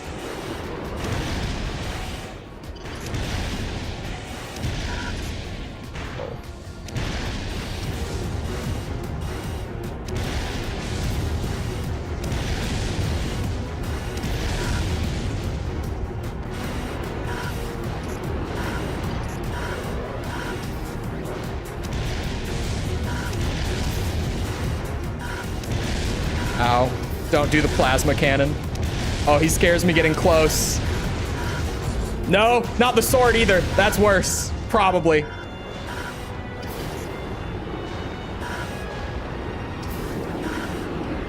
Please. Uh-oh.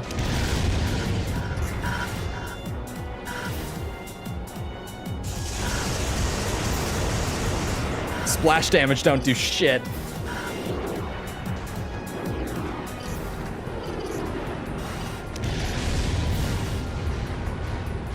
Okay, I mean, it's higher. Heavy biped might be better. For sure. Just for movement against the satellite and him. Uh-oh.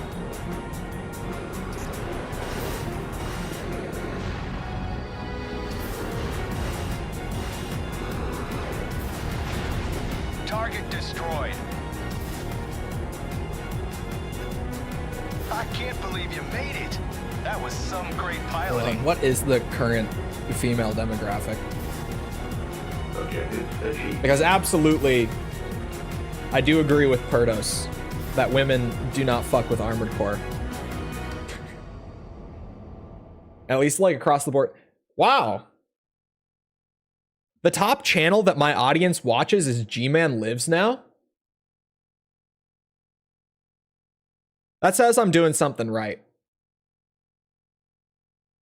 Because genuinely, the current format is very heavily based on his style. Female demographic currently is at 6.8. What channel? G-Man Lives. The Australian guy. who's kind of known for being a bit of a grumpy boomer, and we all love him for it because it's admittedly very fun.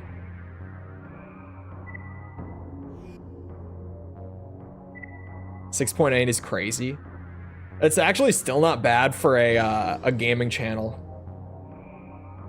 But to be fair, that's because like a lot of gaming channels are centered on like games or niches that just are much more male demographic heavy. Yeah, that's one way to phrase it.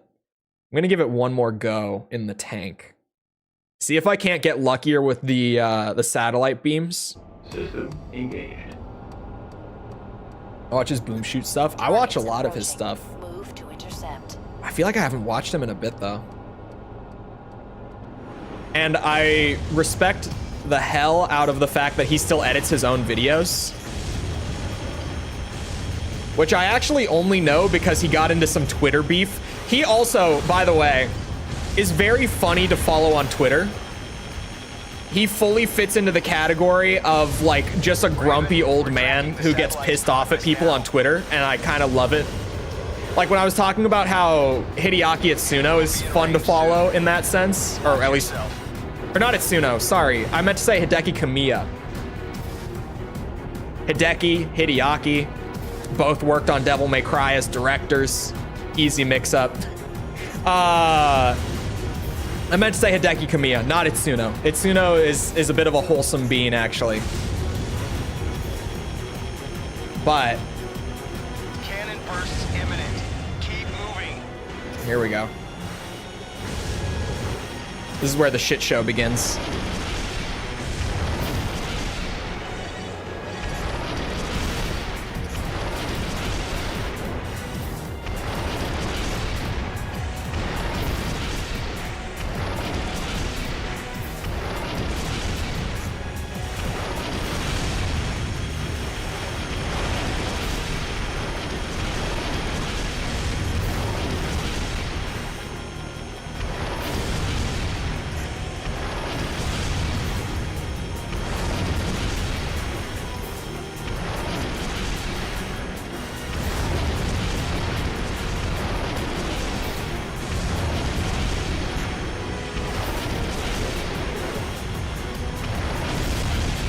Oof.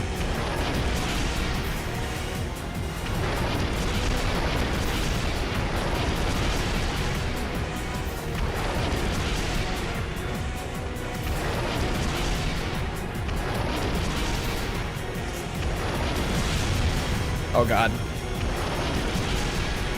If it takes longer to kill the enemies, it's fine.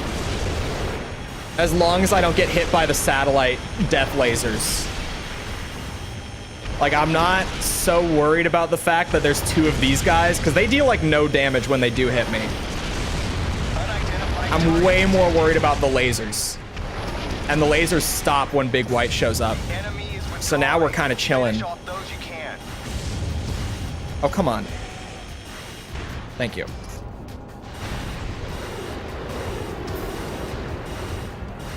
Now, he's still kind of an issue, but with how much AP we've got at this point, we should be chilling.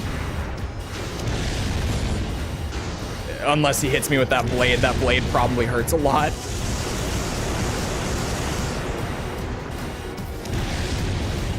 When he gets close, he's scary. But for the most part, we can tank a lot of this and be fine. Oh, what a run. What a run. What a run. It's just that easy. Ooh.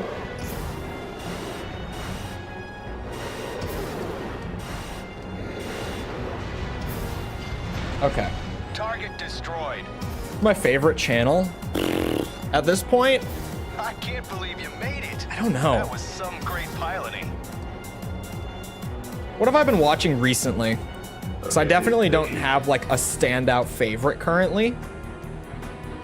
But like, oh, I've just been watching so much tech and stuff recently. I go to my YouTube homepage right now and it's a lot of Tekken. Like FDX, the dude, Justin Wong, you know, the boys. S rank, by the way. Oh, Daryl Talks Games. I've been watching a lot of his stuff again. He does great work. He does really great work. Game Maker's Toolkit is always up there somewheres.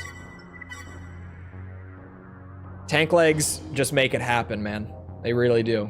This build, you know, it's not always S on the very first try, but even just with 1 or 2 attempts under my belt, like knowing what's coming and being prepared for it, this build will do it.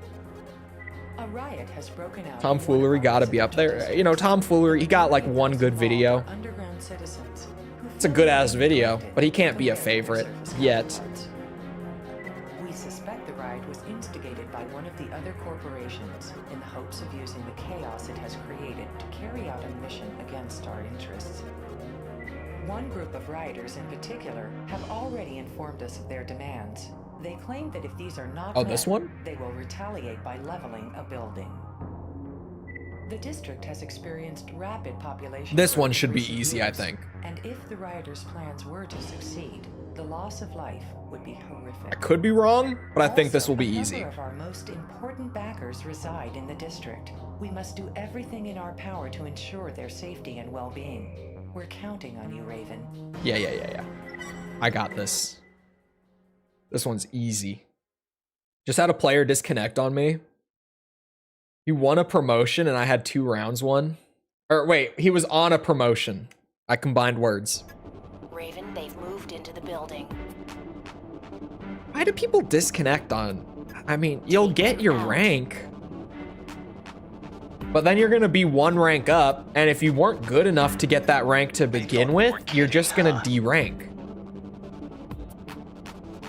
You might as well stick around and learn. I don't know, maybe I'm weird for that. Well, like, I've definitely gotten my ass kicked on Tekken ranked a good few times. They're preparing to set the charges. But I wouldn't be in orange ranks on my Panda Bear if I didn't get my ass kicked a good bit. There's no time to waste. Hurry. Working on it. I can't really fly up on this build. I have to wait out the elevator rides. That's a big downside, isn't it? We can make it work, I think. We should be able to.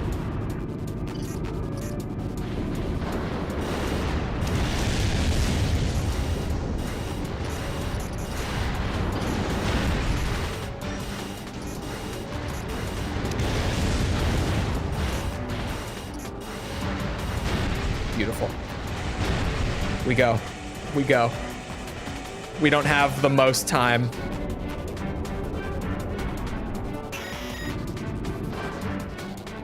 Huh? Oh.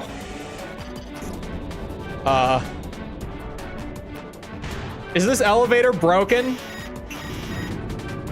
No? Why did it stop?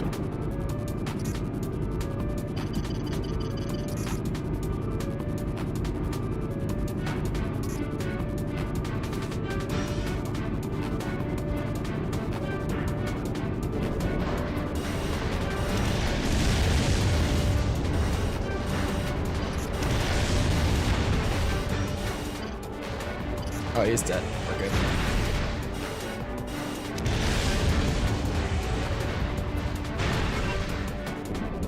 I gotta get a Tekken open lobby set up. I gotta schedule one again. The Panda Bear is becoming too dangerous. You know, I don't want to scare all the casuals away with my godlike panda.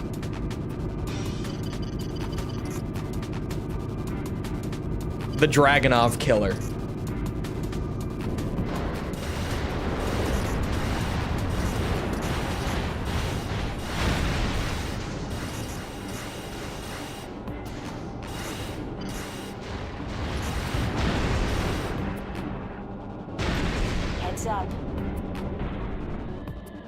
This should be fairly easy to get through, I think. Mine, Raven.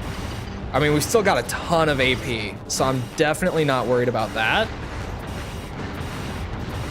The time limit is maybe more worrying than anything, but this rifle is great. so I honestly don't know. Oh, sparks. Yeah, we're totally fine. Come on. Let me have this. What's wrong with you?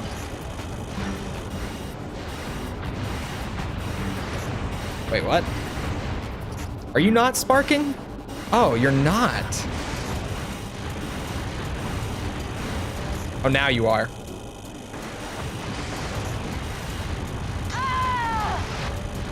But no, it's not people thinking that they win if they quit. It's just people trying to avoid the penalty to their rank points and leave. But like, I mean, it's exactly what I said. It's just, you're gonna move up. Sure, if you disconnect before you lose, but if you don't get better and you oh, special destruction is a problem.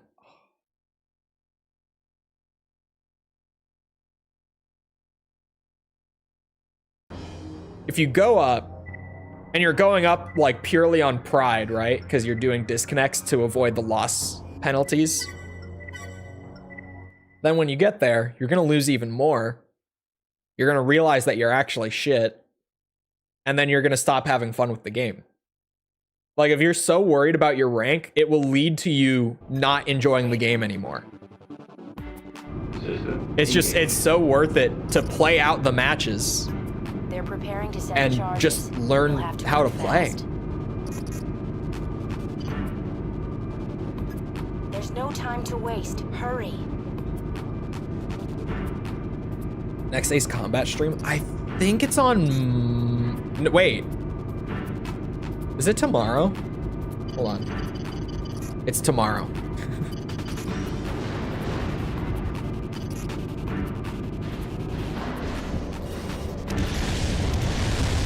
Oh, special destruction is going to be such a bitch on this mission. Like, I can work around it. It just makes things a lot more painful. And even then, like, the enemies are going to shoot things. And if you unplug, I don't even think you are having fun. Chances are you're not. That's true. Just playing out of spite.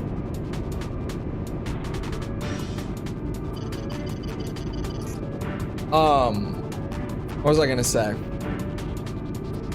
Halo Master Chief Collection had a big disconnect problem on ranked, like a while back. They fixed it by making it so that if you DC, you get locked out of the queue. Like you can't play multiplayer for a while. In ranked, this is. In casual matches, it would just fill if people disconnected. Like it would just find a player to replace them. But in ranked, it's a little different because the system has to be more picky. So they had it so that you'd lose points and you'd get like a cooldown before you could queue into multiplayer again. And if you quit more frequently, the cooldown before you could play again would keep increasing. And I think it would max out at like 72 hours or something. If you kept DCing from your ranked matches, you couldn't play for like 3 days. Like it starts at like a 10-minute, and then if you just keep frequently disconnecting, the penalty gets worse progressively. Tekken needs something like that. Like you lose, and then you also get like a match queue cooldown or something. Just super heavily crack down on it. Nip it in the bud. It's gone.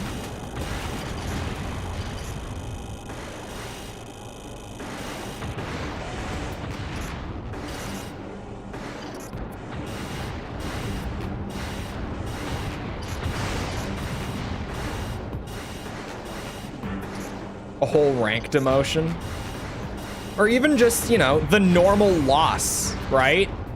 Because even then, people like, and if you're on the receiving end of a DC, just give them the win too, right? Even just that fixes a lot. You don't have to be as extreme as like a whole rank demotion, because disconnects can happen naturally without people plugging. Because yeah, like server error or your internet goes out or something. But even just a normal loss is enough. Because then a lot of people are going to stick it out. Or maybe like 1.5, something like that. 1.5x, I mean. Like a loss and a half if you quit, as opposed to just a normal loss if you play and lose. Something. The fact that there's no disconnect penalty on Tekken 8 right now is kind of crazy to me. At least that I know of, I don't think there's a disconnect penalty at all. To my current knowledge, I could be wrong. We've lost contact with our scientists working at Villius Laboratory. A reconnaissance patrol was sent to investigate, but they haven't checked in. We'd like you to conduct a rescue mission. AC and AC, you say? Oh, this mission. Carried out in the lab, and access can only be gained by first bypassing a I don't remember the route for this mission. Although we don't know the exact whereabouts of the reconnaissance patrol, Requires stable servers. Tekken has great servers. as I'm sure you For the are record, aware, any Tekken 8 servers are very good. must be held in the strictest. It's Tekken 8 game of the year so far. Yeah, I mean, it's not a lot has come out this year so far, but Tekken is great. It's the best fighting game to come out in recent memory for sure. Like, mechanics are good. Character balance is mostly very good. There's a couple exceptions, like Dragunov is too strong. Still, like, Dragunov just got nerfed and he needs another nerf. But, like, mechanics are good. Character variety is great. There's 32 characters and they all actually feel completely different. Aside from, like, the bears feel close, but it's, you know, 2 of 32 characters feeling similar is not that bad, all things considered.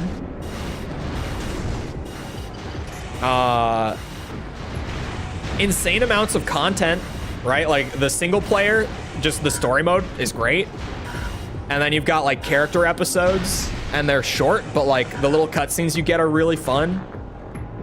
And then there's Tekken Ball and arcade quests and just multiplayer, like ghost matches. There's a whole lot. I genuinely, chat, you know my buddy Owen, who joined the open lobby and was sweating his ass off against me? Do you know what he told me like 2 days after that, chat? You want to get this?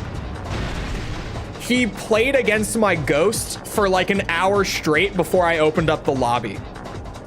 He downloaded my ghost and played against it for like an hour before I opened up the lobby, just to get the, just to learn what I do even better and like warm up against me going into it. And then he also told me like, yeah, I was trying so hard. I really wanted to win.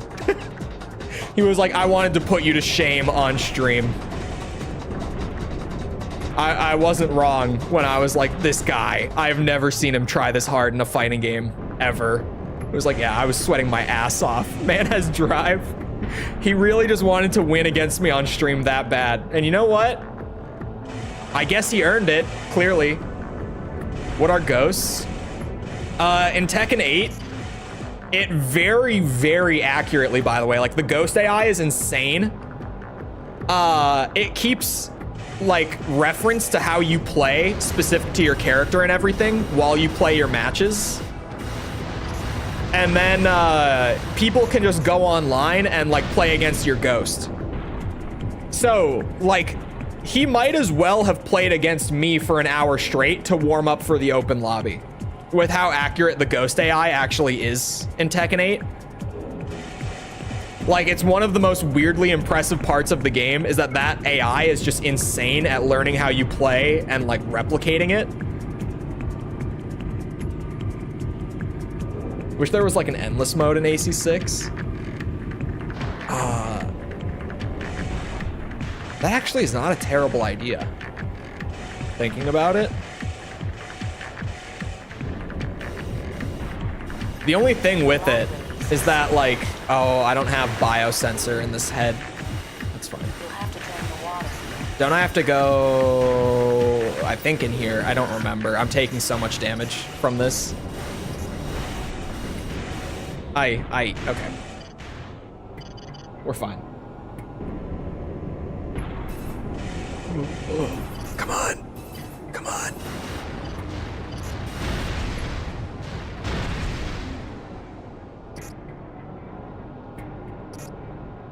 Ghosts are an amazing idea. They're so well executed too.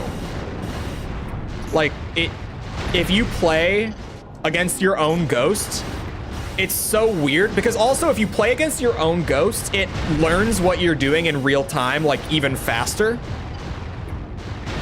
And so you'll see, like, I remember seeing when the game came out, I saw like a pro Kazuya player just immediately go and play against his ghost before he played any online. And his ghost went from like kind of just standing there taking damage at the start because it had no data to work with, to like landing consistent perfect electrics and like doing the 50-50 mix-ups and doing these full like, you know, 80 damage combos. And it was just wild. In the span of 5 rounds, it went from doing nothing to like legitimately playing a pro level Kazuya against him. It actually beat him. He won the first 2 rounds kind of just wailing on it, but then it picked up on everything that he did and it beat him in the last 3 of the 5 rounds, and it was hilarious. Oh my god, please. The Ghost AI is actually like ridiculous in Tekken 8. It's awesome to watch it do that. I want missions designed around co-op. Co-op could be fun. I feel like it would be a shit show to balance, but it could be really fun. It's not a bad idea. Although, like from FromSoft's perspective, they might not focus on like co-op or multiplayer elements, considering the really poor reception and sales of Gen 5. They might just not want to reopen that. Because, you know, like they have done it. Didn't work. I thought it was good. A lot of people didn't. You made it. Like the general reception to Gen 5 just kind of speaks for itself on that. Rescue target located. Let's get out of here. The Armored Core fandom really did not take well to like the multiplayer Great work. emphasis. This was not an S rank. Objective achieved. I'm gonna need a biosensor head for sure. I think that one with like the really high energy defense has a biosensor in it. That was an A though. God, this tank makes it so easy to S rank. It's actually ridiculous.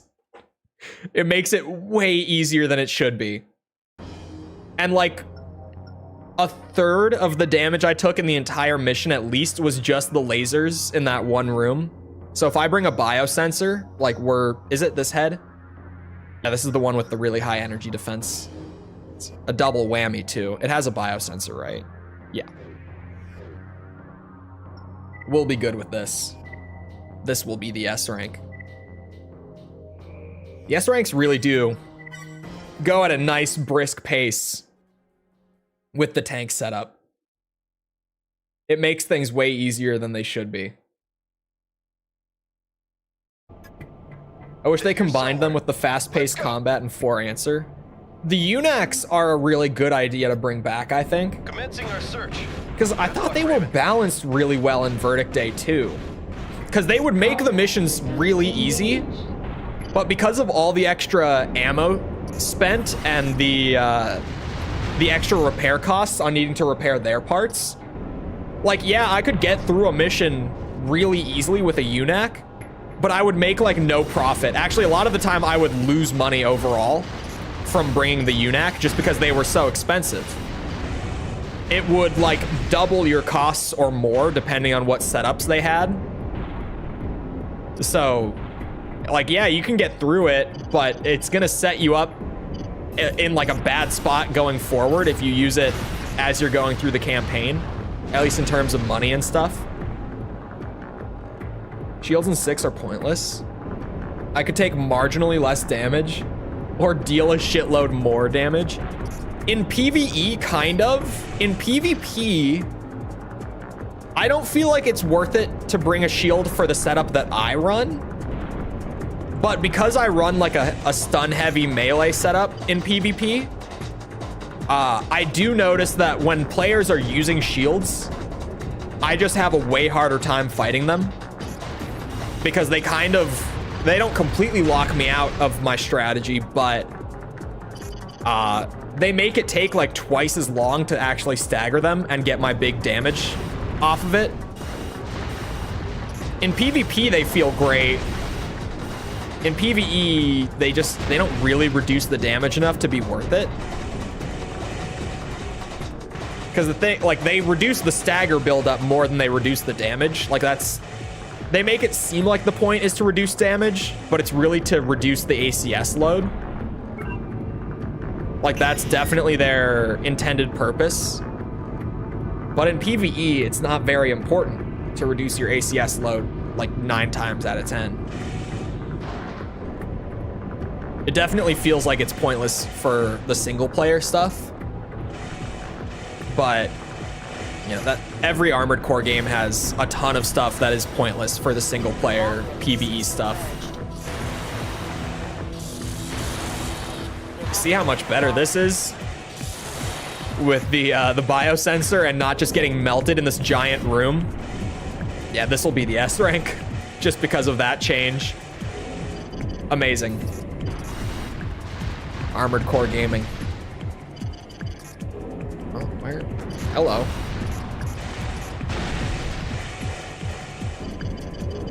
Unax would be a really fun idea to bring back. I kind of forget that they're a thing because they only did it for one game.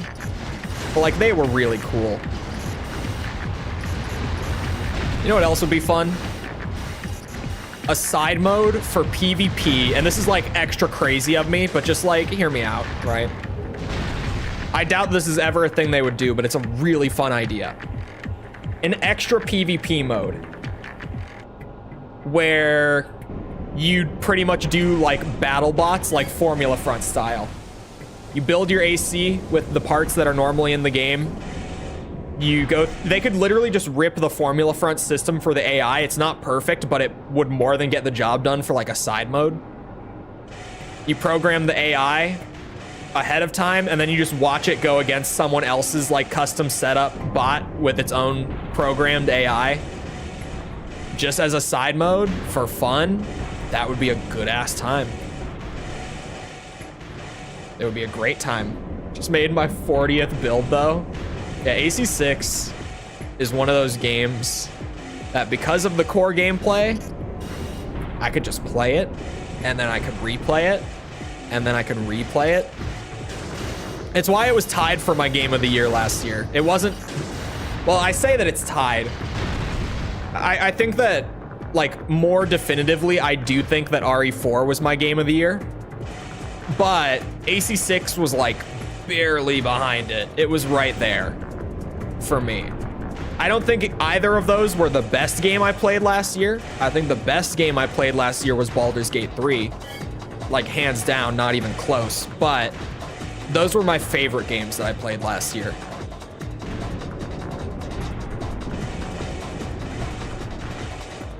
It's crazy to me that I played Tears of the Kingdom. And I always, like, going into 2023, I knew that game was coming out, and I was like, oh yeah, Tears of the Kingdom, just shoe in game of the year. Basically, just hand it to them. There's no fair competition here. But then I played it, and I was like, you know, I kind of expected it to be more than it was in terms of, like, evolving Breath of the Wild. And then, like, RE4 was better than I expected. AC6 was better than I expected.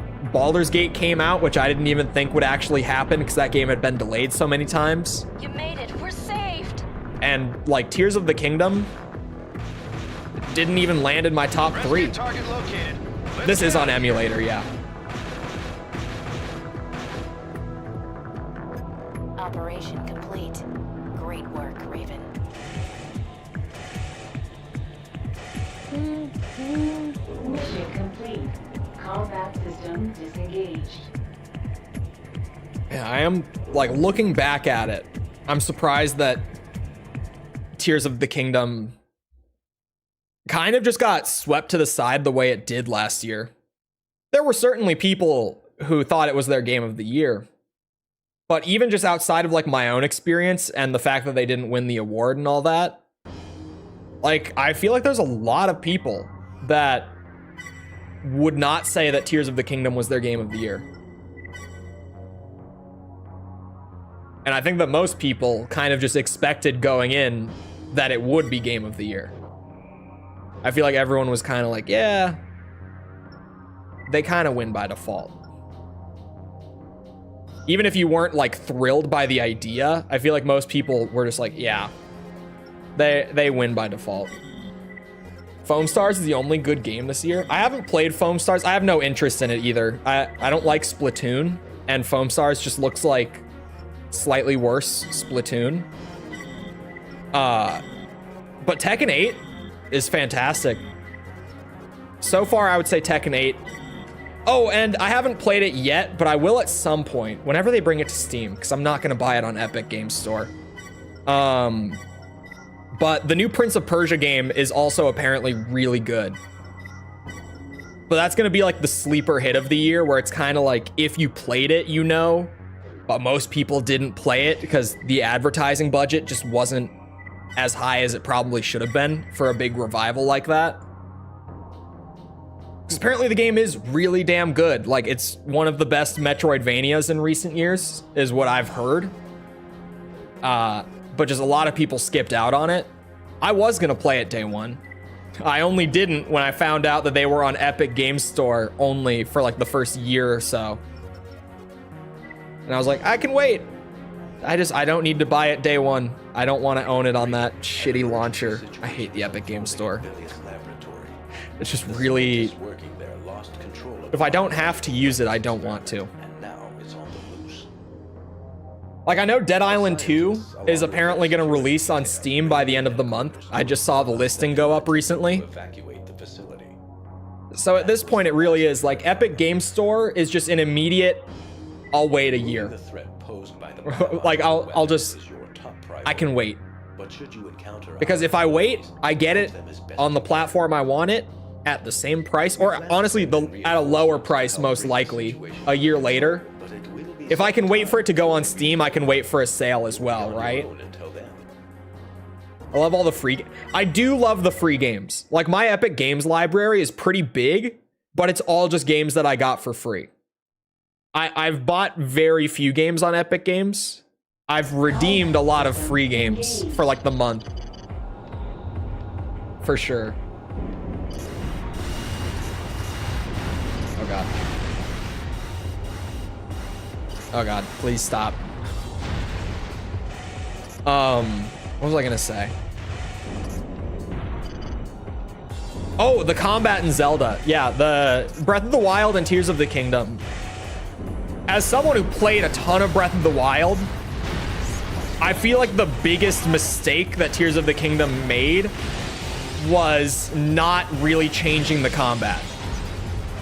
Because the weapon fusion thing is fun, but like, it needed more mechanical depth, not systematic depth, right? Like, the systems were really bad in Breath of the Wild, or not bad, but just bland in surface level, where it's literally just this weapon has this damage and there's 3 movesets. And then Tears of the Kingdom, even for what it did, it ended up being, this weapon has this damage. You can add damage to it by putting an item on it, and maybe an effect if it's a very specific item. And we have 3 movesets. Tears of the Kingdom did so much, but at the same time, it feels like they didn't do enough. And I've said it before, but a lot of that, in my opinion, comes down to we waited 6 years and paid $70 for this. Like, compared to the original, looking at it from the perspective of someone who did play Breath of the Wild, which is, I think, a lot of people who played Tears of the Kingdom. Raven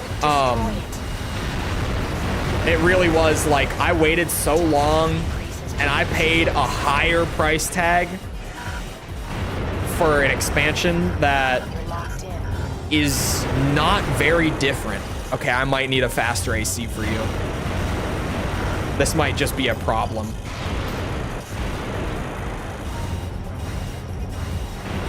Yeah, I'm too slow. We might need a heavyweight leg build for this.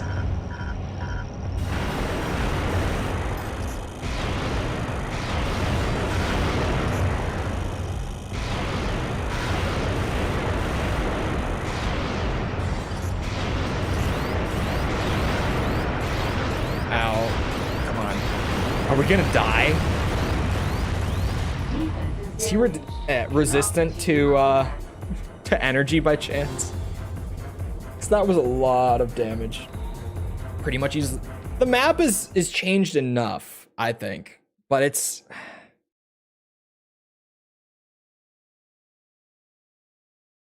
I feel like they added a lot to the game, but they needed more evolution on just like the very core stuff, like combat,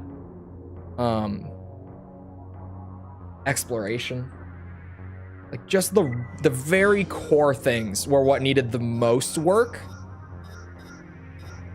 And it feels like those are the things that kind of got the least work,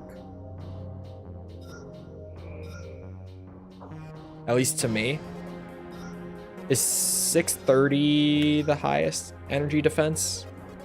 Are we overweight? Yeah, I figured we would be. Let's ditch the radar. This mission, I don't need it. It's not mandatory. Let's scale.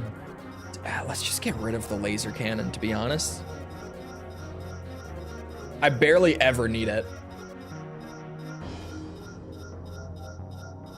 And if I take off the shoulder cannon, we could do like a heavyweight booster instead. Is 19.5k? Hello. That's the one. One win from red. Okay, my panda's not moving that fast. Is that even a mech? It's a tank. They can have tank legs. I almost ended that sentence on they can have tank. Combat system engaged. Oh, my shield arm.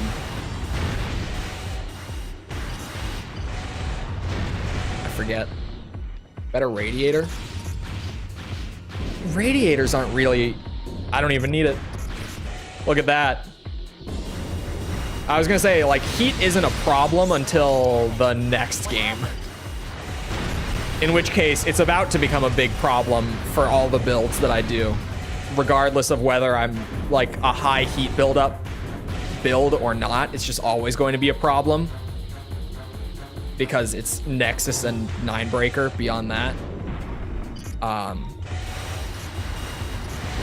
But the point being, here we're fine. I'm not worried about radiator. I kind of do throw in chunkier ones on the heavyweights at least, just for the hell of it, because like, I mean, if it can be better, there's no reason for it not to be. But heat in this game is kind of just a non-issue, at least unless you're going against someone who is just set up to overheat you. Then it can be a problem. 9 times out of 10, it's not. Even more than that, I would say.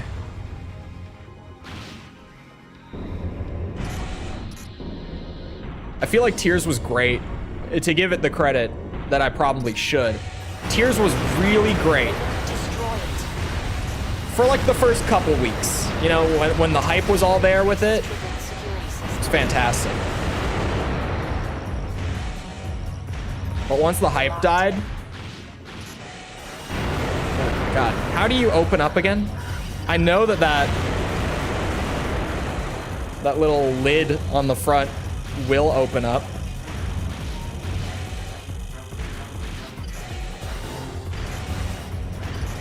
Here we go. What are you gonna do now? I'm behind you.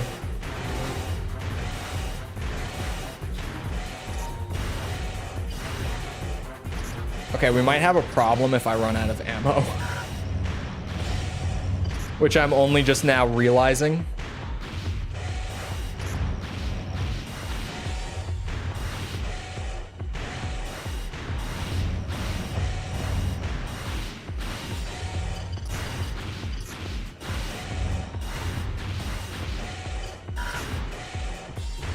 Got 39 shots left, and this thing is powerful. It's almost at Karasawa levels of damage. So, like, it should be enough. Unless this guy just has insane energy resistance, then we're shit out of luck.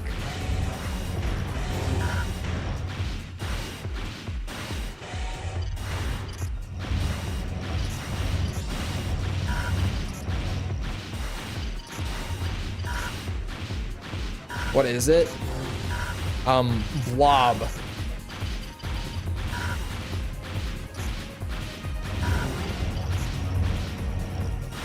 Or big bug. I like to think that it's my favorite boss archetype. Blob on the floor. On anything but its mouth. Alright, I know what we're doing. We're gonna do more tweaking to the build, but I know what we're doing here.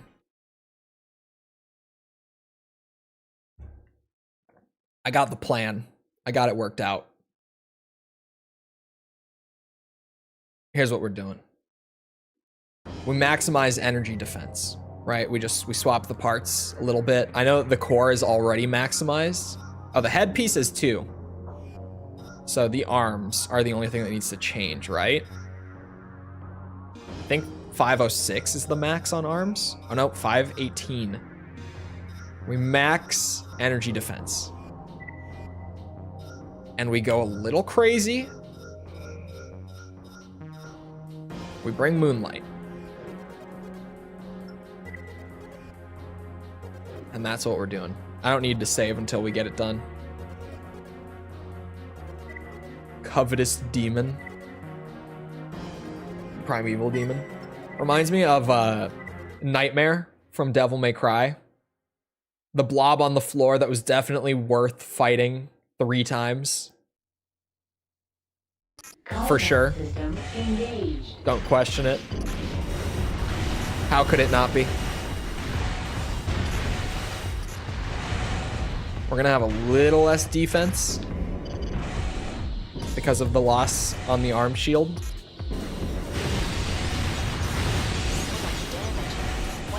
But we're actually gonna be able to kill the boss at the end.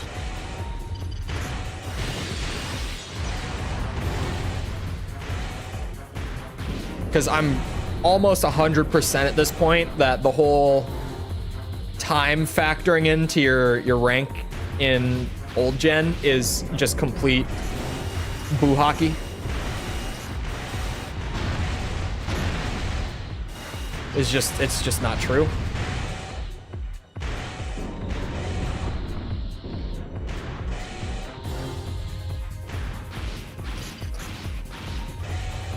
Do lasers break glass instead of just passing through? Shush.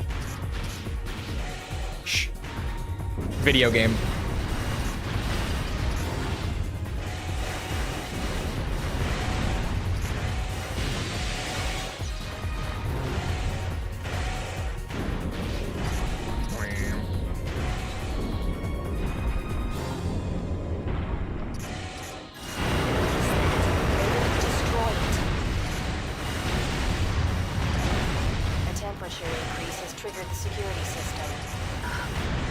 There we go. You're locked in. That's fine. What temperature increase, by the way? It's 0 Celsius in this mech right now. Okay, we're heating up. Not enough. You're gonna have to get hotter than that, friend. Oh wait, he's doing it. That gets pretty hot, doesn't it? Wowza.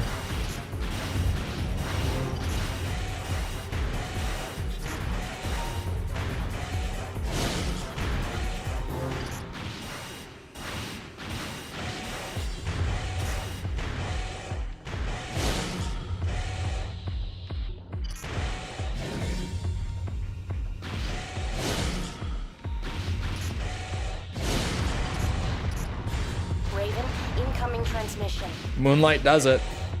For sure. Moonlight will do it. We're in trouble. We need help.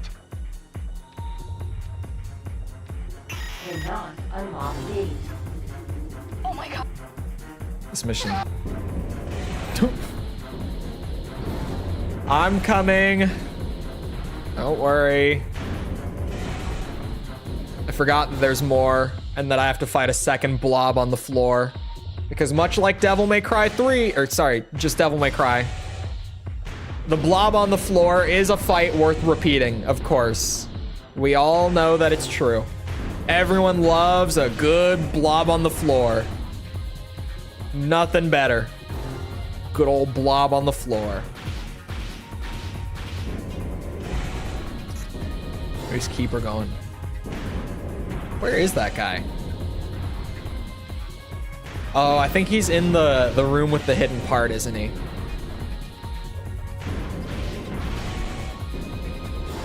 Open.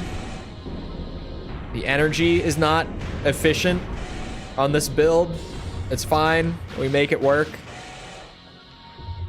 It's enough to have wiggle room, so we can manage. Looks at Final Fantasy. Does Final Fantasy have a lot of blobs on the floor? Floors? Blobs on the floors. Multiple different floors.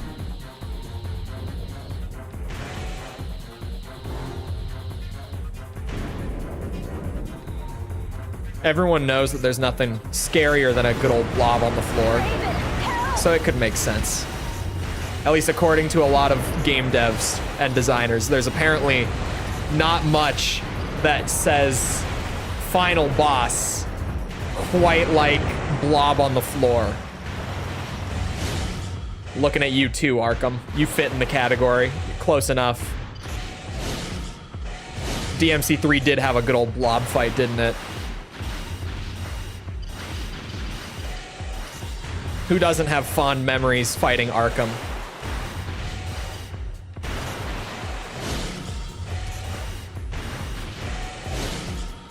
Stab. It's called flan or something? Like the Mexican pudding? Delicious, by the way. Goated ingredient, or ingredient? Dessert. I meant to say dessert. Goated dessert. Mission target destroyed. Good work. Flan is so good. Mission complete. Combat system. Don't forget Argosax. Okay, there are 5 blob fights in Devil May Cry. And counting. Are we missing any? S rank, thank God. I didn't want to have to do it again. We're up to 5 blob fights in Devil May Cry. Did they do any beyond that? I don't think they did.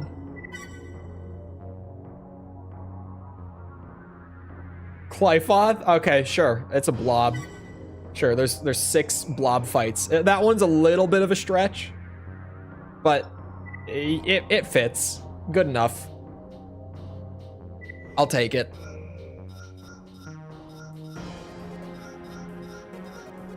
Six blob fights.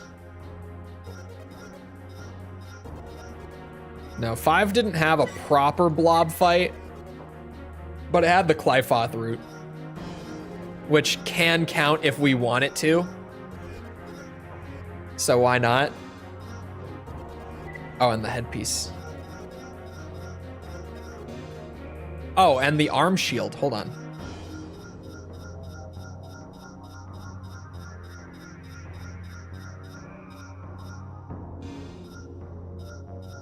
And last but not least, big laser cannon.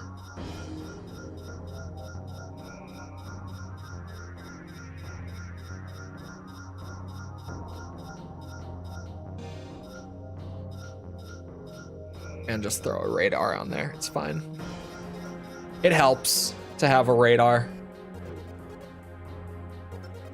Nightmare is a blob. Nightmare's a blob. Argosax is a blob. Arkham's a blob. Clyfoth routes are a stretch, but it can count. There's at least 5. Clyfoth is definitely pushing it a little bit, but there's minimum 5.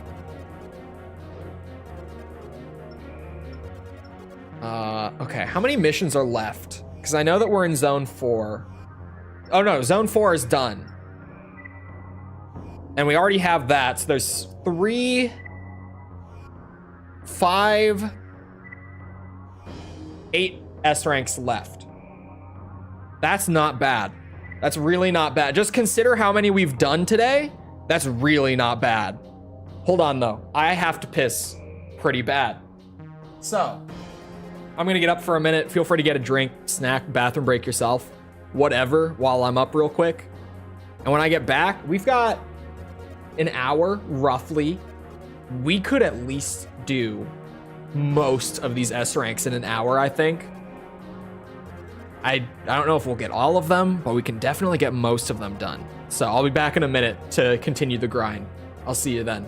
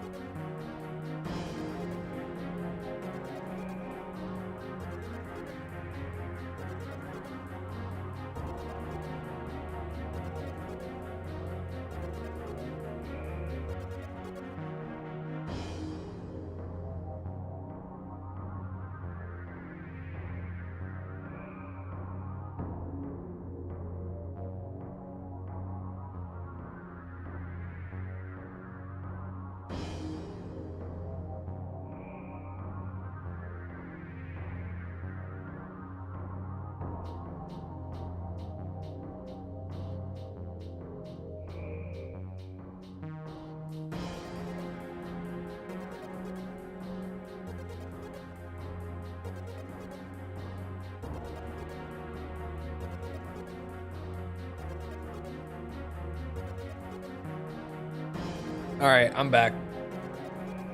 He's fighting against his own blob in the... I was not fighting a blob in the toilet bowl. It was just a very full tank. Oh wait, qualification exam? The following is an official announcement to all Our goal is to select a pilot from your ranks who is capable. The test consists of a series. Please tell me that this is just gonna be cost-based as well. Let's see. There's a chance that this is not purely based on cost. But maybe it is. I have a feeling, though, that it might be based on how many targets I can get as well. If that's the case, this is not the build. But if I just have to kill these two, and then, like, it's free, essentially, then we should be fine. But if any mission is gonna have like special requirements, it kind of would be this one.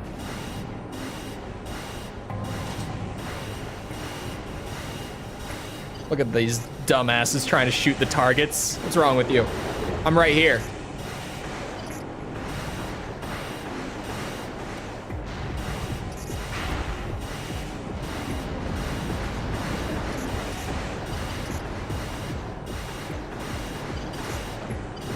Oh God.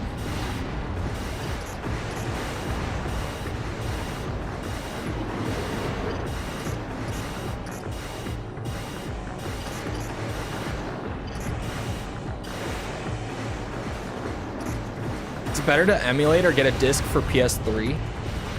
Well, I do always say the best way to emulate, rather than getting some shitty disc dump off the internet, because even like, you know, piracy aside, Most people who upload like ISOs and stuff don't know how to dump a disk properly. I always emulate with physical copies because you get a lot better results off of like a, he's b-hopping the shit out of me, a good dump. But I mean, it really, 4th gen on emulator for me was great.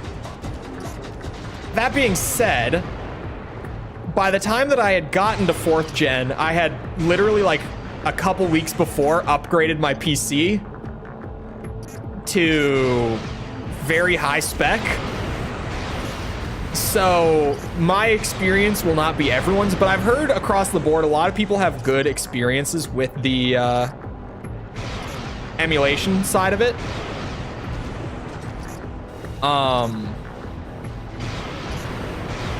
So I don't know.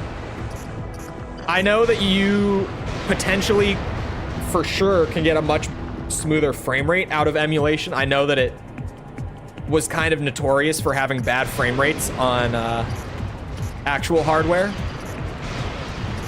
Whereas like when I played on emulator, right, I got it to be a very consistent 60, which definitely helps with just having a more pleasant experience with that game.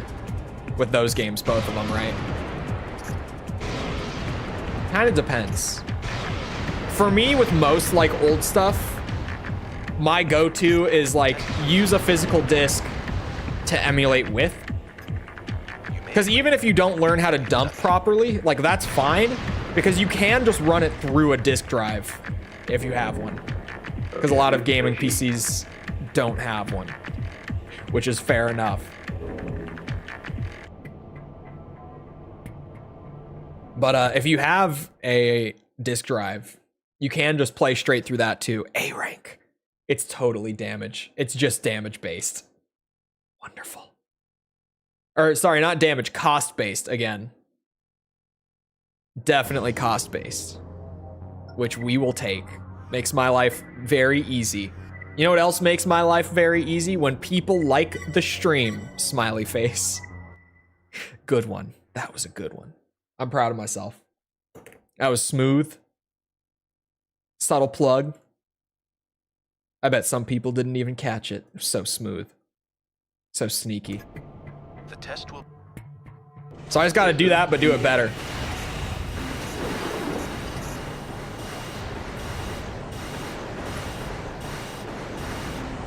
I don't know what my AP was at when I finished last time. But I don't think that just doing it better should be all that hard. Just taking less damage on a second run shouldn't be terrible. Although those missiles kind of just messed me up. Won't lie.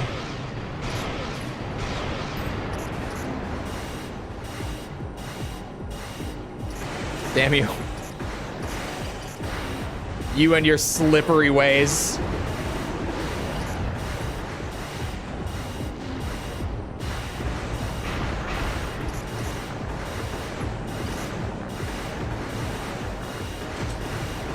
Shoulder pads are dead, which I don't think happened before. Oh my.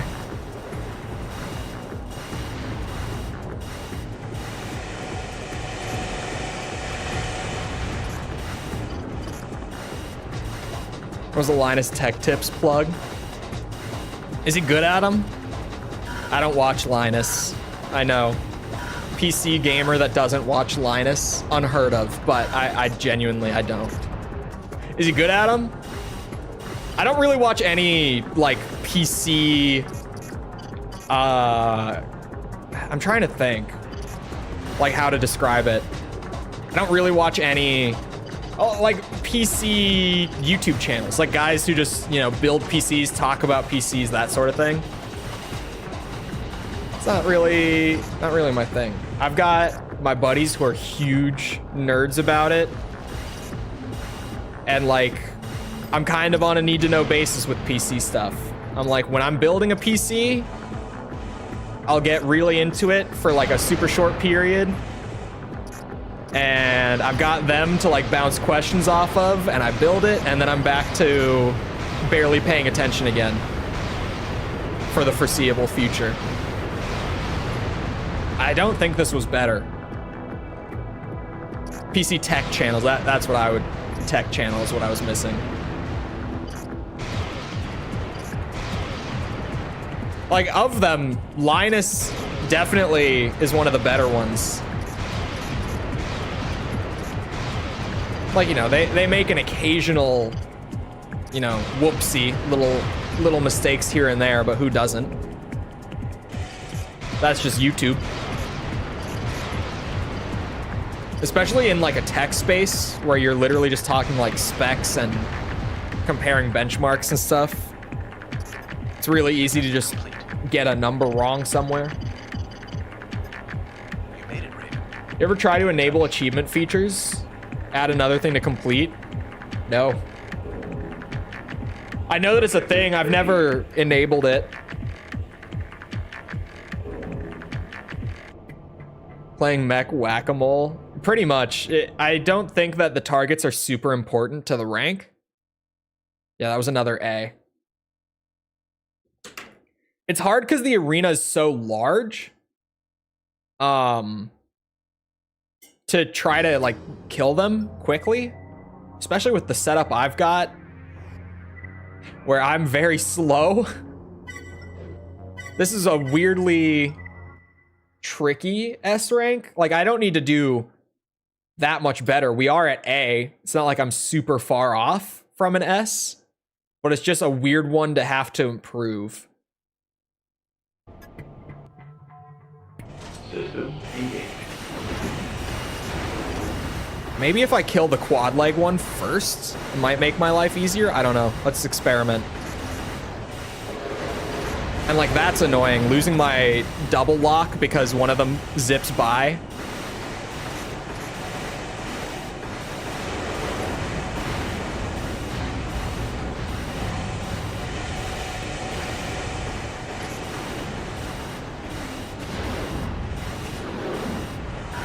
The other guy can go shoot some targets. I'm not overly worried about him doing that.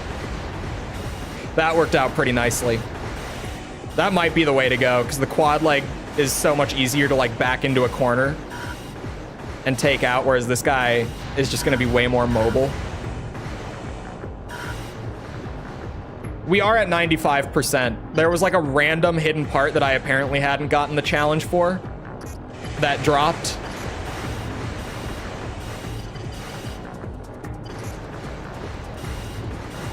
He's so focused on the targets this time, too.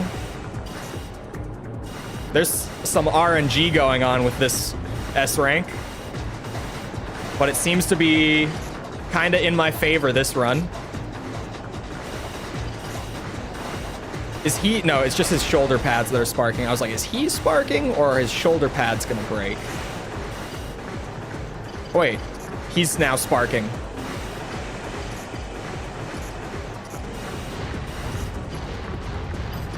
What percent before? We were at 94 when we started. But it's because we need to do all S ranks, and the all S ranks challenge is to get one part. So just getting all the S ranks done is going to be 1% of the game. But then the parts that we have left after that is literally just like use a certain leg type for 10 missions. So the only thing we have left after S ranks is so like brain dead easy that it sounds really bad when I say that S ranks is just going to get us 1% and that we're still like, we've only made 1% of progress in the last few hours. But it's really not that bad when you take it all into context. Because this is the, what? I have like 8 S ranks left, including this one as well. So we're not super far off from that at this point. We've done most of them already. Hello, Andre.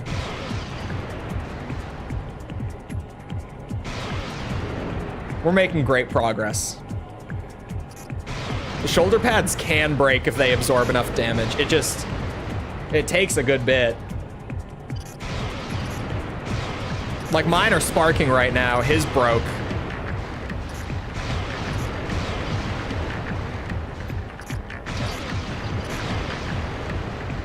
If the targets do help with rank, I got way more of them this time. Accuracy affects this mission. Objective achieved. I think we're fine. I took so little AP damage, and I hit a lot of targets. Not like a shit ton, but a lot. Yeah, we're good. I genuinely, like 100%, I think it's just the cost. I have not found a single mission where just reducing the cost hasn't gotten me an S rank. So far, for all of Silent Line, there hasn't been like a single thing that I've had to do something specific to get it. Because my accuracy was terrible that run. Maybe it was good enough. Maybe it's a super loose requirement. But I 100% think that getting S ranks in Gen 3 is just keeping your costs low. Who told you that you wouldn't? There were conflicting reports. It has come to our attention that to be fair, most people in chat who, what's it called? Most people in chat who said that they didn't think so, they were like, I don't think so, but I've also not 100% in this game, so I don't know. The guide I was using did not list the S rank part. That was the biggest problem when we were talking about it, is I control F'd for it, and it didn't list it. And so I was like, oh, I think it's just a portable thing, because the only thing that I could find saying that all S ranks were needed was portable. So we've arranged to have a resupply vehicle accompany you. Is the PSP version? Yeah, it depends if you're playing on a PSP or if you're emulating. If you're emulating, they're the same. But if you're playing on a PSP, the controls on the PSP are shit. And that just makes the game a lot harder. Just the fact that like the buttons are terrible and the thumbstick. How's it going, Raven? Oh, that stick. Yeah, the PSP controls were just bad. But on emulation, a lot of PSP games play pretty great if you just use like an actual good controller with them. Like, it's crazy how much better PSP games play with good controls. Who would have thought? Being able to control the game and enjoy it more easily would make the game more fun.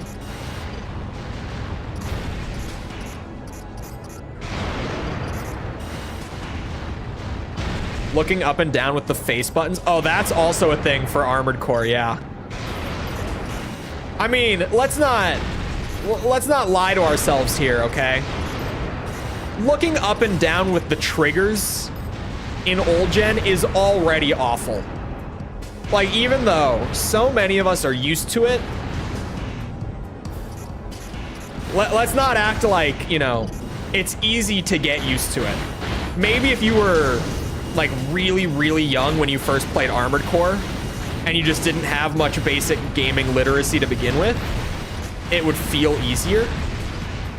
But like, let's not lie to ourselves. The controls in old gen aren't great to begin with, right? Playing on the PSP and not having the triggers and needing to use face buttons only makes things worse. So I'm a scrub then. I mean, Silent Line is just a hard game as well. Silent Line is up there in terms of difficulty for the Armored Core series. It's not like the top, but I would say that the top, well, I think Silent Line is probably, if I had to do the ranking, number 4 in terms of difficulty. And I know that my number 3 pick will be controversial among dedicated Armored Core fans, but I have my reasons. Okay? So hear me out on this one. I think the hardest Armored Core game is Last Raven. It's not like insane. It's not as bad as people make it out to be, but it's still really hard. Like, it just is. It's not as bad as you've likely heard, but it's hard. After that, I would say it's Verdict Day. A lot of people haven't played Verdict Day, so a lot of people sleep on it. It's really difficult. It's just a hard game. My number 3, the controversial one, I would say it's AC6. And now hear me out. Once you know how to cheese Armored Core 6, the game is easy. It's true. Like, if I go and play AC6 right now, I'm not going to have much trouble getting through the entire thing. But, the first time through Armored Core 6, we all got our asses kicked before we learned how to cheese the game, okay? It happened to all of us. Knowledge is power in Armored Core, especially in Armored Core 6. And without the prior knowledge, the game is really tough.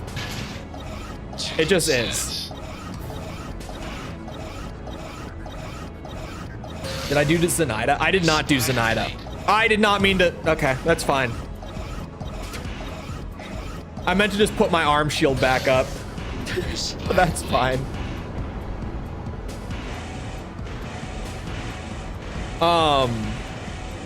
And then I would say Silent Line is 4th. I would probably put Another Age at number 5.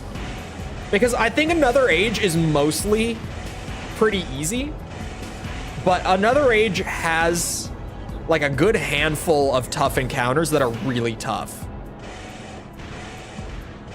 Like, and not even including the end game ones, because those are just, you know, random end game pieces of content. So I'm not even including those. Those are their own thing, because they're just little bonuses. But like, there's that one where you're like up in the tower that is like a little square garden kind of area with the 1 AC. That guy is tough. There's the triple AC gank, of course. There's the first ever massive MT mission that before you know to use large rockets, super tough. There's a lot in Another Age that's really hard.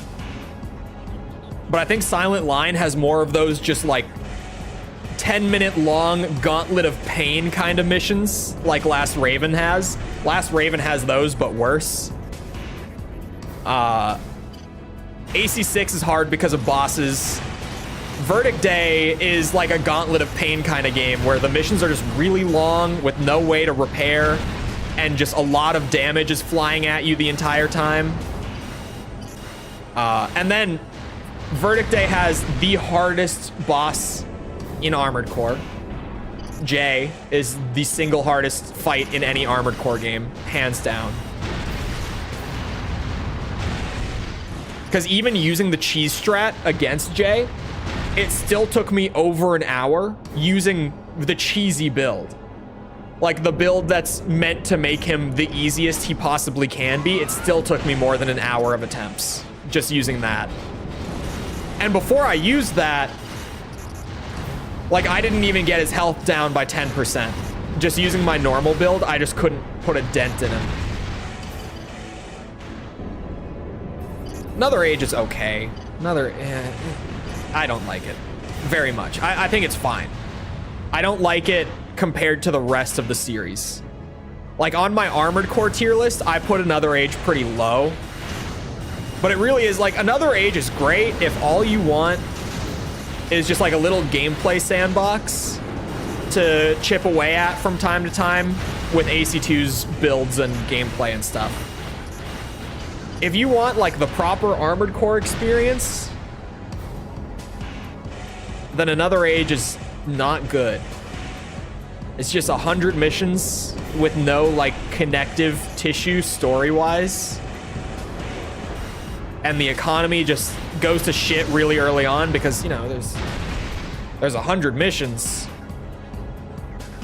And you'll have your like ideal build pulled together probably after you do like 15 of them, I would say. The economy acts like it's, you know, a normal Armored Core campaign when it's not, which is fine for like being the big sandbox game that it is, but for being like a normal Armored Core game. Here's a merc doing work. I don't disagree with that. I think that it's boring. I think that the real Raven experience is kind of boring, and you need to video game it up a bit, you know?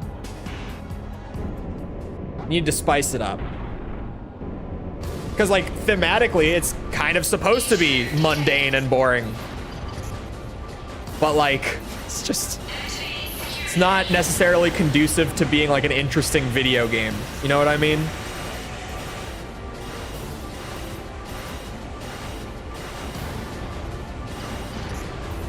God. I would put Phantasma higher.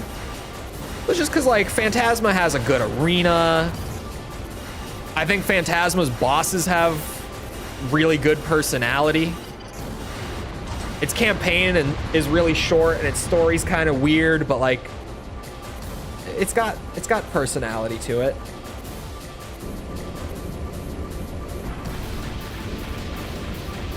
It's a shame. I don't know why it doesn't have an arena. Because you think about, like, they were trying to just make, like, this big, almost, like, never-ending AC2 expansion. Just make it huge in terms of content. Right? But they left out the arena. Which is so weird to me. I still don't, like, I still, when I think about it, I'm just like, I can't imagine why they made that decision. Because the arena, in terms of, like, dev time, would be way easier to put together than the missions would be. You just need the arena, and then you need to make builds and, like, write a bio and make an emblem.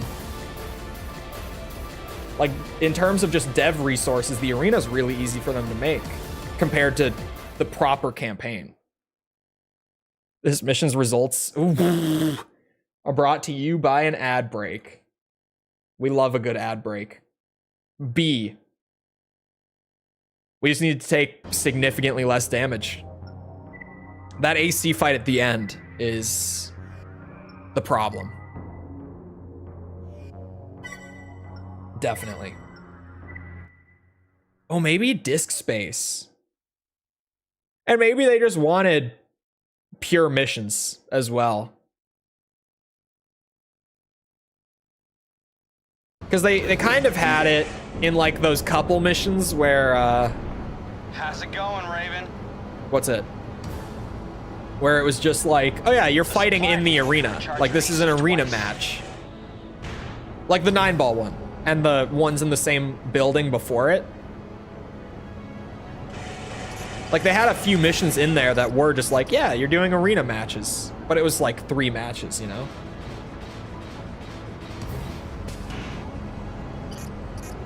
AC1 is like... I have a certain fondness for AC1. But in, like, you know, this was the origin point kind of way. Not in, like, this is a high-tier Armored Core game kind of way. You know what I mean? Like, it laid the foundation for a lot. It's got its own appeal, like, among the entire series. But if I were, like, ranking all the games, I think I would put AC1...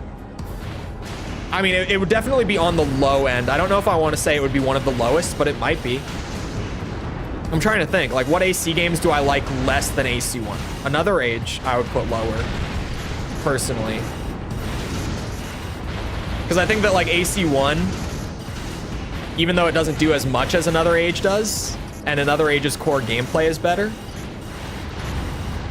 I think AC1 has, like, a better overall direction and, like, tone. If that makes sense. So Another Age would be below it. Both the expansions I would put above it.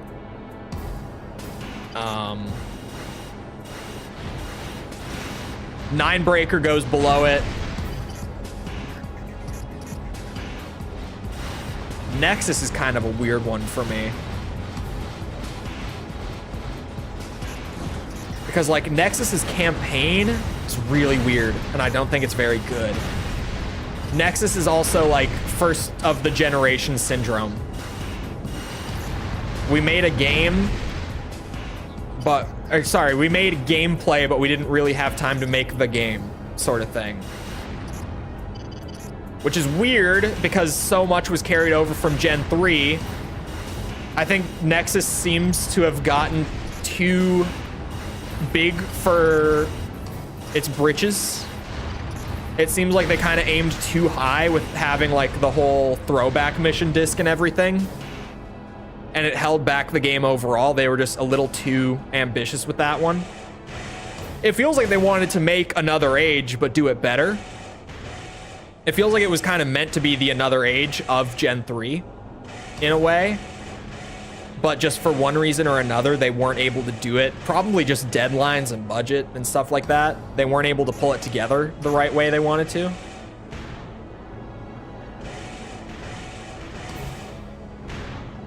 I would put Nexus above AC1, but it's only because the Gen 3 gameplay is carrying it so hard. Gen 3.5 at that, because it's got the better controls and everything. Oh, Ace Combat won above Ace Combat 3. He put the international release of AC3 on the same level as the Japanese release. Did he just not play the Japanese release? Because that would kind of make sense. Air Combat is also like you know, it's on the low end of the ranking, but only because it was first. Not really because it's bad. It's just kind of like everything after it did more. That's how AC or Armored Core 1 is for me, where it's like it's on the low end, but only because everything that came after it just improved, which is a good thing. It's a bad thing for AC1's ranking on the tier list, so to speak, but like for the series, it's obviously a good thing that the first game places low, not because the game is bad, but just because everything else after just did more. Just kind of did it better, right? I'm trying to think. Ninebreaker and Another Age I put lower so far. I think that's it. Those are my two least favorite in the series.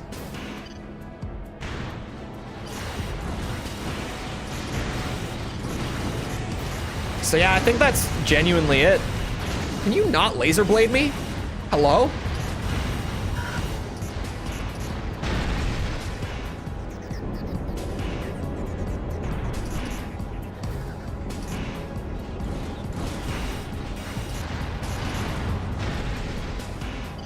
I had a few cases of one plane being objectively better. That's true. The later games definitely had like more distinct, like this is for early game, this is for mid game, this is for late game, right?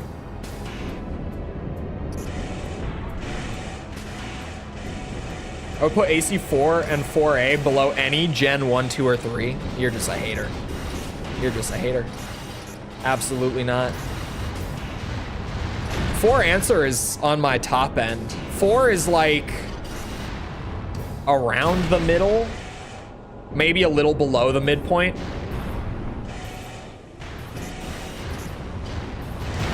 In terms of quality, in terms of pure enjoyment, just because the core gameplay is great, like I would have to put it pretty high. Maybe the revisit will be less generous because the whole time I'm gonna be like, I could be playing 4 answer though. But each gen has those games where like, you know, you have your favorite from the generation, and if you're playing a game in that generation that's not your favorite, you're kind of just like, but I could be playing this.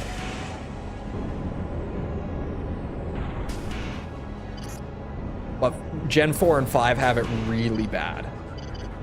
Where on revisit, I think it'll be a lot worse. Because the first time around, at least, it's like, okay, I'm getting the new gameplay, and I'm just messing around with that and having a good time with that. But when I go back to them, like having played 4 answer, going back to 4, it's gonna feel really like, man, this is such a skeleton of a game.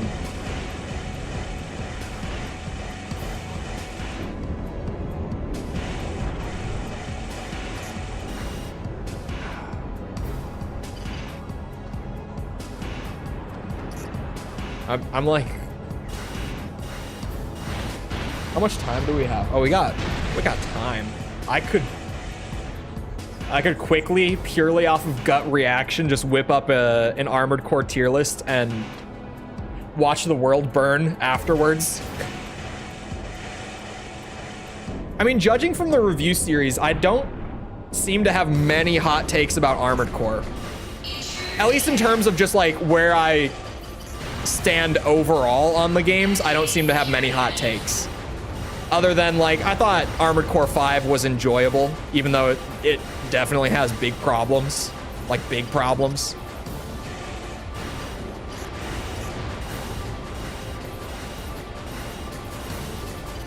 Feels like all the damage I'm taking in this mission is energy. Again, I'm getting that feeling.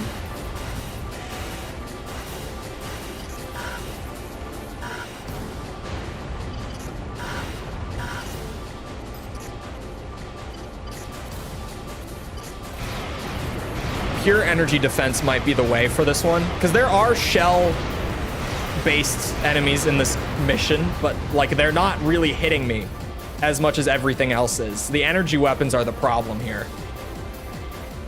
Like those grenades are not hitting me. It's the arm weapon that's dealing all the damage. Oh, he flew in with me. Yeah, this is also a B rank. Says Formula Front was all right. That actually, like, that went really well, all things considered. But I think it's because my take was kind of like, it's not an Armored Core game, but it's a fun little spin-off. Like, for what it is, it's got some appeal. It's like a 2-hour game. Oh, that's an A rank? Okay.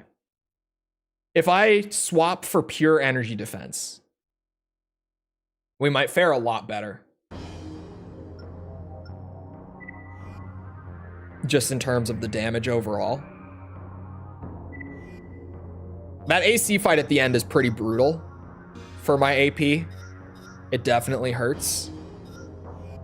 Is it this one? Which arm is it? It's this one, 518. And then the faster tank legs that have, which one? Hold on. 503, 541, 645.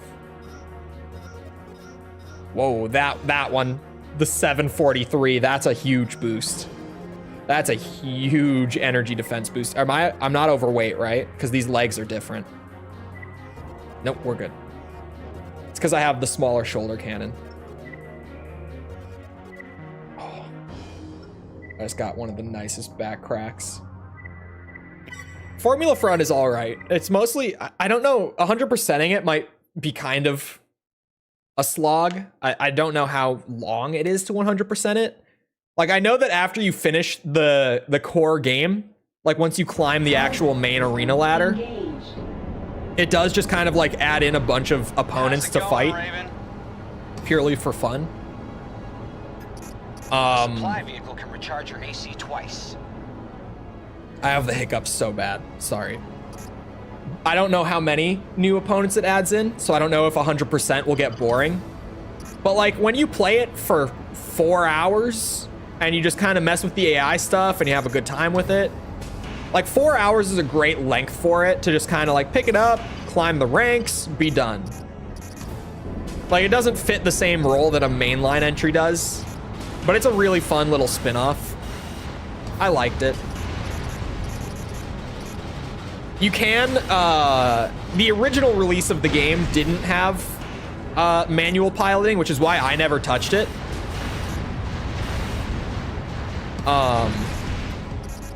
Which weirdly no one, like I kind of expected people to be like, oh, you should have tried the manual controls. It's so much more fun, but no one thought that that was a weird thing.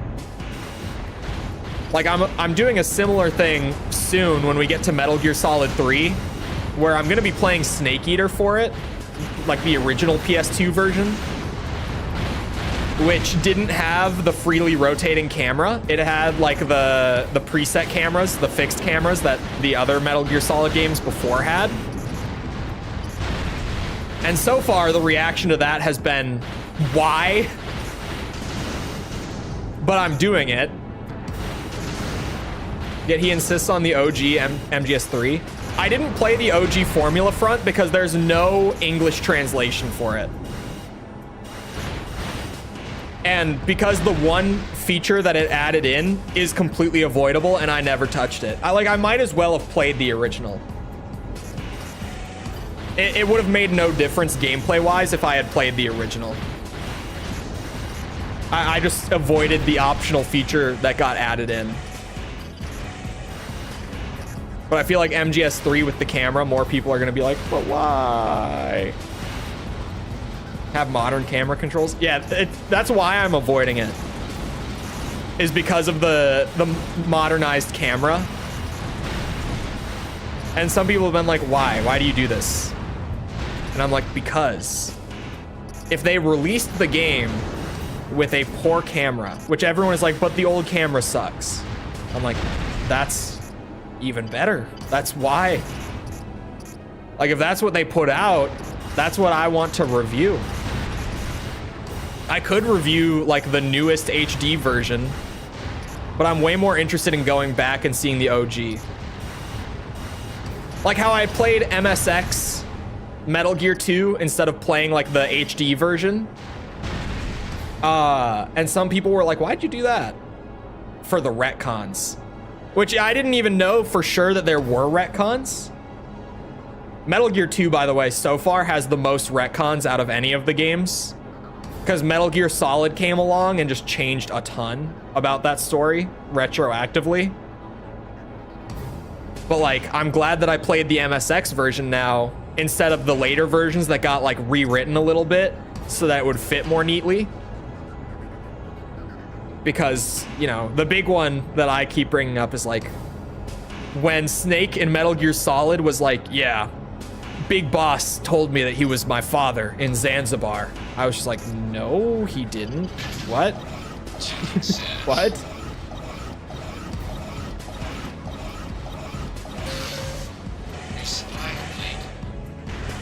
When Snake dropped that one, I was just like,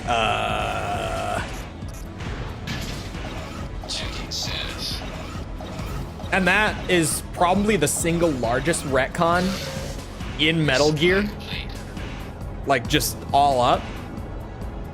Because, you know, the whole Snake being a clone of Big Boss thing, that ends up being pretty important after, or in Solid and going forward, right? It's not like a small, like, you know, minor tweak just to change the relationship of those two characters. Like, it kind of recontextualizes a lot of the first two games and then completely changes the trajectory going forward as well. Like, that's a big one. That's a really big one. Faster completion. I don't know. There might be like a bonus in the back end for doing it quickly. Does anyone actually have like a good source on how the ranking system works? Because the only thing that I know for 100% is that if I just keep my repair costs down low enough on a mission, like, I just get the S rank. It doesn't matter how long it takes. It doesn't matter how much shit I blow up. It doesn't matter how well I do the objective. It's just, if I don't spend as much on expenses, I get the rank. Like, that's the one thing that I know for certain. And I know that a lot of people think there's a lot of various factors going on, but at least from what I've seen, it seems like it's only based on expenses. Unless there's like bonuses and they're not necessary, but they are there, that would make sense, considering what I've seen up to this point. But, yeah, you definitely don't need to like go quickly, or, you know, in like the mission that's all about shooting the targets, you don't even need to shoot the targets. Just as long as you don't spend like expensive ammo or have to get a lot of repairs afterwards, like, you get the S rank.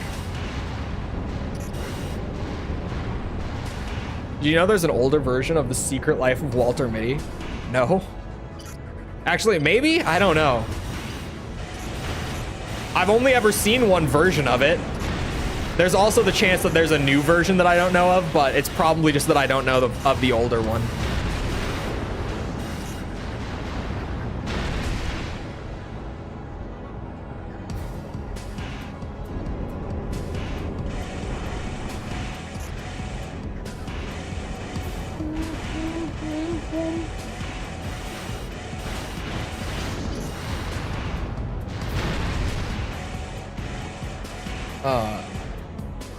OG MGS3 does have a few little bits that other versions don't have. Oh. So in that case, it seems like it would be like a damned if you do, damned if you don't in terms of the community as a whole. Because there's going to be people that are like, oh, but the camera and the, the Ape Escape minigame. But then there would also be people who are like, oh, but you missed this little thing that only the original version has. I read the comment the other day on stream, right? The guy who commented, and he was like, I disliked this video because you didn't play the original Solid on PS1. And it wasn't even the Metal Gear Solid video that he commented that on. He was like, because you didn't play the original Metal Gear Solid, I'm disliking this video.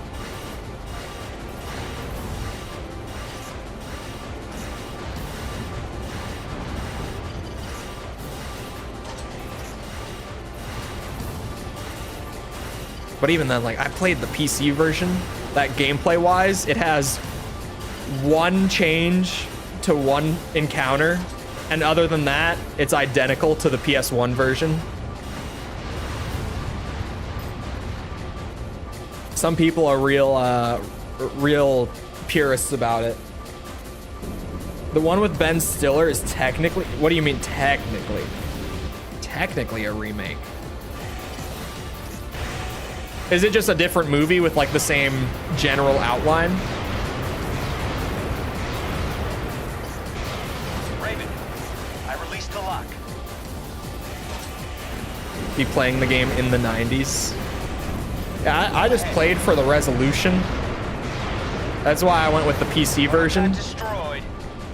I mean, if they had made the Master Collection version the best version, I would have played that for any of the games.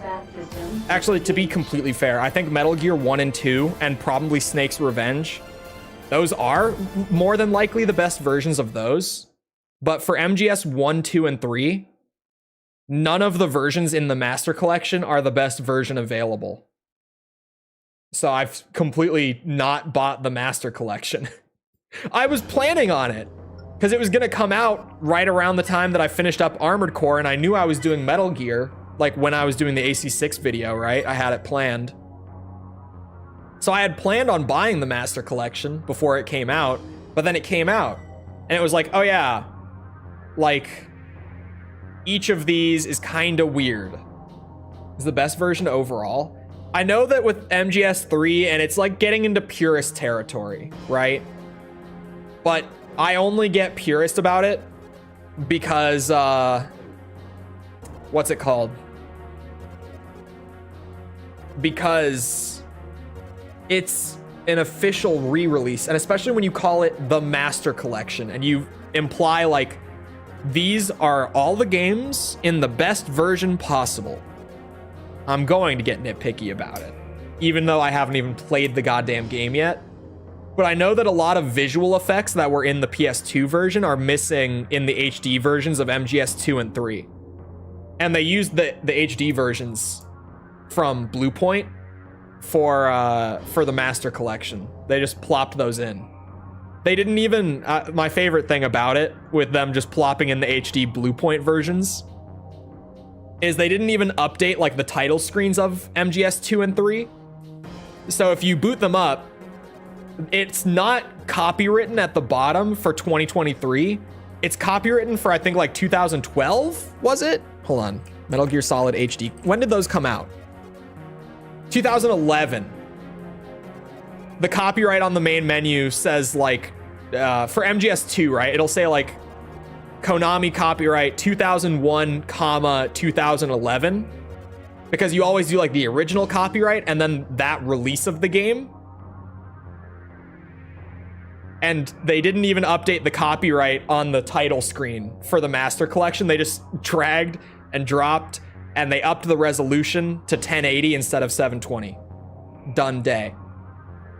Like, Konami. Why? That was missing effects, but the Master Collection was fixed? I don't think it was. Because I watched like breakdowns on it when I was like, which versions am I gonna play when I was preparing for the series? And I remember there being like visual stuff that made me write off the Master Collection. Hello, Tibby. You did make it just in time for me to put up the end screen so that I can go eat dinner and then wrap up the video and get it out to contributors. I hope you guys enjoyed. If you did enjoy and you haven't done so already, feel free to go ahead and leave a sub. Come back another time. We're doing this. We're doing Ace Combat 100%. We're doing... I'm forgetting. Metal Gear 100%. It's so easy for me to remember, too. Devil May Cry S ranks. I started a new playthrough of Elden Ring yesterday because I clearly don't have enough going on. And we'll be doing another Tekken 8 open lobby soon because I am now a Panda main and I want to terrorize chat playing in the open lobby because no one knows how to play against a Panda. Anyway. Also, if you enjoyed and you haven't done so already, feel free to leave a like. Helps out a lot with algorithm and stuff. You know, blah, blah, blah. I appreciate it. Thank you if you've done so already. Thank you if you're about to do so. If you're looking for links to anything outside of stream, like Twitter, Discord server, whatever, those are in the description. If you're looking for the Armored Core review series, if you maybe haven't seen it before, or if you want to rewatch it, I don't judge. It's pinned in, or it's linked in the pinned message. That's how I say it. All 16 videos are right there in order as well. Nice, neatly sorted. If you want to watch those, they're available. Other than that, once again, I hope you guys enjoyed. I'll see you all back here next time. I hope you all have a good rest of your day. Thank you for coming to the stream, and goodbye.